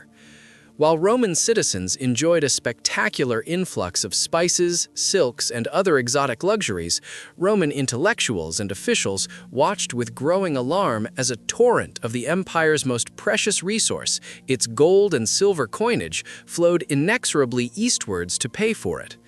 The story of Rome's trade deficit is one of the most fascinating and surprisingly modern-sounding economic debates of the ancient world, a clear sign that the monsoon trade was not just enriching the West, but was fundamentally empowering the economies of the East. The problem was a simple, classic imbalance of trade. The Roman Empire, with its vast, wealthy, and sophisticated consumer class, had an almost insatiable appetite for the high-value, low-bulk luxury goods of India, Arabia, and the Far East. As we have seen, they craved pepper, spices, gems, pearls, and the fine textiles of cotton and silk. These were the ultimate status symbols, the must-have items for any Roman of means. The problem was that the Romans produced very few tangible goods that the East wanted in return, at least not in a quantity or value that could match their own consumption. The result was a massive structural trade deficit. The value of the goods being imported from the East was far greater than the value of the goods being exported. So how was this enormous gap to be paid for? The answer was simple: hard currency. The Roman Empire had to pay for its luxury addiction in cash, using its universally accepted and high-purity gold and silver coinage. Every single year, a fleet of ships would leave the Red Sea ports, their holds not just filled with wine and glass, but also with massive, heavily guarded chests filled with millions of gold aurei and silver denarii. This was not a sustainable model, and the thinkers of the day knew it. The most vocal of these critics was once again the encyclopedist Pliny the Elder. Writing in the 1st century AD, he acted as a modern-day financial commentator, lamenting what he saw as a catastrophic drain on the nation's wealth. He famously calculated the annual cost of this trade imbalance, stating that in no year does India drain our empire of less than 55 million sesterces, giving back her own wares in exchange, which is sold among us at fully 100 times their prime cost. He saw this as not a fair trade, but a disastrous economic hemorrhage, a river of Roman gold flowing to foreign lands in exchange for what he considered frivolous, effeminate luxuries. He complained that this money was being squandered on a dead stock of pearls and spices, things that were consumed and disappeared, unlike land or property. This was more than just an economic argument, it was a moral one. For traditionalists like Pliny, the trade deficit was a symptom of a deeper Roman sickness, a decline in the old, austere republican virtues, and a rise in decadent, foreign-inspired consumerism. The desire for Indian pepper and Chinese silk was seen as a form of moral weakness, a corrupting influence that was making the Roman elite soft and effeminate. The flight of Roman gold was not just a balance of payments crisis, it was the price of the empire's moral decay. But was this view correct? While the gold drain was undeniably real, the immense hoards of Roman coins found in India are the physical proof. The idea that it was crippling the Roman economy is likely an exaggeration. The Roman Empire was an economic behemoth. The amount of gold flowing east, while enormous, was still likely only a small fraction of the state's total economic output. The state itself profited immensely from the trade, levying a heavy 25% tax on all goods passing through its Red Sea ports. This tax revenue alone would have offset a significant portion of the currency outflow. Furthermore, the idea that this trade was unproductive is a fundamental misunderstanding of a consumer economy. It created a massive and highly profitable industry of its own. It employed thousands of sailors, merchants, shipbuilders, caravan drivers, and port workers. It fueled the growth of entire cities, from the Red Sea ports to the great commercial hubs of Alexandria and Rome itself. And the influx of luxury goods, while perhaps frivolous in the eyes of a moralist, was a key part of the social and political fabric of the empire, a way for the elite to display their status and for the state to project an image of immense, world-spanning power. The most profound consequence of this trade imbalance, however, was not the weakening of Rome, but the immense strengthening of the economies of the East. The massive annual influx of Roman hard currency was a colossal economic stimulus to the Tamil kingdoms of India and the Aksumite kingdom in Africa. It provided them with the capital to build their own cities, to fund their own armies, and to develop their own sophisticated state structures. The monsoon marketplace was not a colonial exploitation system. It was a dynamic and relatively balanced global economy that for a few centuries created a period of immense shared prosperity, a golden age of ancient trade that enriched and empowered every civilization it touched. The monsoon marketplace was, at its heart, an economic machine, a vast system for moving goods and generating profit. But the ships that plied the Indian Ocean, their holds filled with the material desires of empires, carried a second, invisible cargo. This was a cargo of people, of ideas, of cultures, and of faiths. The highway of wind was also a highway of the mind. The same predictable currents that carried pepper and gold also carried merchants, diplomats, missionaries, and pilgrims. The creation of this direct, reliable connection between the Roman West, Africa, and the Indian East fostered an unprecedented level of human and cultural exchange, a vibrant cross-pollination that would leave a permanent and often surprising mark on the civilizations at both ends of the trade route. The most tangible evidence of this human exchange is the presence of expatriate communities in the great trading ports. As we have seen, the Periplus of the Erythraean Sea and Tamil literature speak of the Yavanas, the Westerners, primarily Greeks and Romans, living in cities like Muziris. These were not just temporary visitors, they were established communities of merchants, agents, and sailors who lived year-round in India, managing the complex logistics of the trade. The mention of a temple dedicated to the Emperor Augustus at Muziris is a stunning piece of evidence. It suggests a community that was large enough, wealthy enough, and confident enough to build its own major place of worship, a permanent outpost of Roman culture on the shores of India. Likewise, evidence from the Roman port of Berenice on the Red Sea shows the presence of Indian traders, who brought their own culture and even their own religious practices to the heart of the Roman logistical hub. This regular, predictable contact also opened the door for the first time to formal diplomatic relations. The civilizations were no longer mythical, distant lands to one another. They were real, tangible, and immensely important economic partners. The Roman Emperor Augustus, the architect of the new imperial system, seems to have been particularly fascinated by the potential of the Indian connection. The Roman historian Strabo, a contemporary, records with a sense of immense pride that while he was in Egypt, he witnessed the arrival of embassies from the Indians. He notes that these diplomatic missions, sent by powerful kings from the subcontinent, were a new and unprecedented phenomenon. This was not just trade, it was international diplomacy.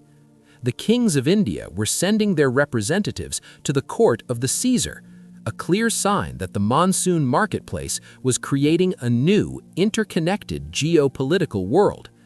Perhaps the most enduring and profound of these cultural exchanges was the transmission of religion. Just as the Silk Road became the great artery for the spread of Buddhism to the east, the maritime routes of the Indian Ocean became the conduits for the spread of new faiths in all directions. One of the most powerful and ancient traditions of the St. Thomas Christians of Kerala in southern India is that their community was founded by none other than St. Thomas the Apostle himself, who, according to the tradition, sailed to India in the 1st century AD to preach the gospel. While the historical details are debated, the story's underlying premise is perfectly plausible. The established, busy trade route between the Levant, Egypt, and the Malabar coast was the ideal and most logical pathway for an early Christian missionary to have taken. The faith followed the flag of commerce. The transmission went in the other direction as well. The presence of Indian traders in Roman Egypt and the close contact between the two cultures led to a new level of fascination with Indian philosophy and religion in the West. We see a new awareness of Hindu gods, of the concept of reincarnation, and of the ascetic practices of Indian holy men beginning to filter into the Greek and Roman intellectual world. Even Buddhism, which had primarily traveled east, also found a westward path. The great Buddhist emperor of India, Ashoka, had sent missionaries to the west centuries earlier, and the monsoon routes would have provided a new and more direct channel for the flow of these ideas. This was not a one-way transmission of superior Western culture to the East, or vice versa. It was a true, dynamic, and multi-directional exchange, a conversation between great and ancient civilizations. The merchants and sailors, who were the engines of the economy, were also its primary cultural ambassadors. A Roman captain who spent months in an Indian port would have learned something of the local language, the local customs, and the local beliefs. An Indian merchant living in Berenice would have brought his own worldview to the heart of the Roman Empire. This constant, human-level interaction, repeated thousands of times over the centuries, was the true, deep legacy of the monsoon marketplace.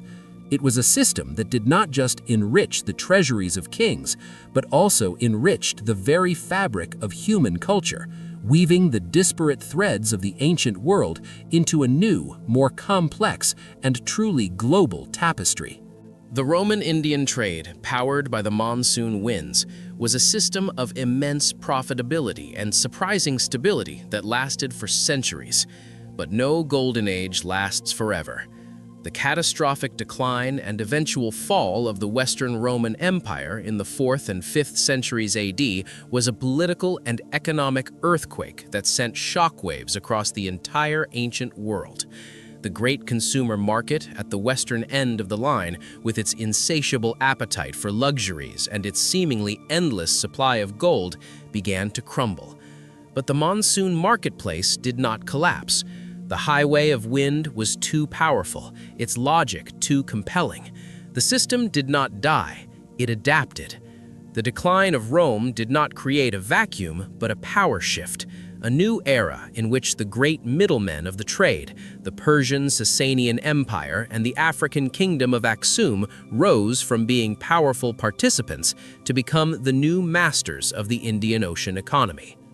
The decline of the Western Roman Empire was a slow and agonizing process. The crisis of the 3rd century, with its civil wars and hyperinflation, had already severely weakened the Roman consumer economy. As the empire fragmented and its western provinces fell to barbarian invasions, the old, unified, luxury-loving aristocratic class was decimated. The demand for Indian pepper and gems did not disappear entirely, but it shrank dramatically. The new Germanic kings of Italy and Gaul had neither the wealth nor the sophisticated tastes of the Roman senators they had replaced. The river of gold and silver that had once flowed from Rome to pay for the Eastern trade slowed to a trickle. But Rome had not completely fallen. The Eastern Roman Empire, centered on the magnificent new capital of Constantinople, survived and even thrived. This Byzantine Empire, with its own wealthy elite and its strategic position at the crossroads of Europe and Asia, became the new primary consumer for the goods of the East. The trade continued, but its scale was reduced, and its primary destination had shifted. The great Red Sea ports of Egypt, now under Byzantine control, continued to operate, but at a diminished capacity. The old Roman-dominated, state-sponsored system was weakening, creating a power vacuum in the waters of the Indian Ocean. Into this vacuum stepped the two powers that were perfectly positioned to exploit it. The first was the Sasanian Empire of Persia. The Sasanians had long been the great rivals of Rome, and they had always been frustrated by the Roman maritime trade, which had so cleverly bypassed their own overland routes. As Byzantine power at sea wavered, the Sasanians, with their long coastline on the Persian Gulf, saw their opportunity. They became a major naval power in their own right, their ships taking on an ever larger share of the trade with India. They became the new great middlemen, buying spices and silks from Indian merchants and then selling them at a high profit to the Byzantine Empire, effectively re-establishing the middleman monopoly that the Romans had worked so hard to break centuries before. The second and equally important power to rise in this new era was the African kingdom of Aksum. As we have seen, Aksum had always been a key player, the gatekeeper of the Red Sea. As Roman and Byzantine influence in the southern seas waned, Aksum's power grew. Their great king, Ezana, who famously converted the kingdom to Christianity in the 4th century, presided over a golden age of Aksumite power. Their navy dominated the Red Sea and the Horn of Africa. At times, their military power was so great that they were able to project it across the sea, seizing direct control of southern Arabia and seizing direct control of the incense trade. For a time, Aksum and Persia became the two great rival superpowers of the Indian Ocean economy, each vying for control of the lucrative routes.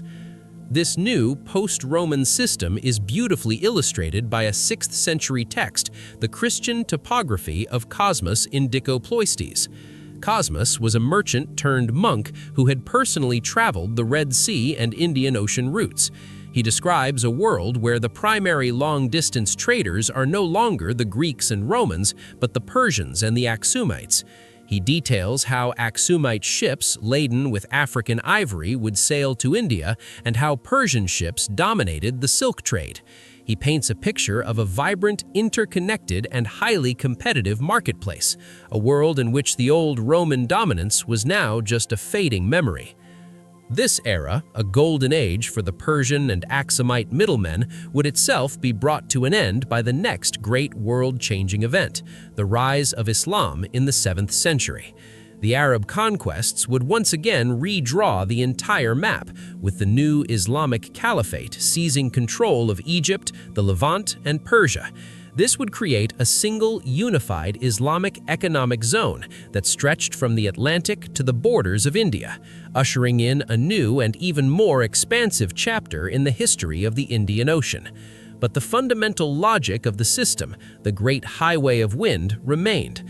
The monsoon marketplace, first systematically exploited by the Romans, had proven itself to be a force of nature, a system so powerful and so profitable that it would outlast the fall of empires, adapting and evolving as new masters rose to harness its incredible power. Our investigation began with a single, humble peppercorn, a spice that held a value equivalent to gold. We sought to understand the vast and complex system that carried this black gold from the forests of India to the tables of Rome.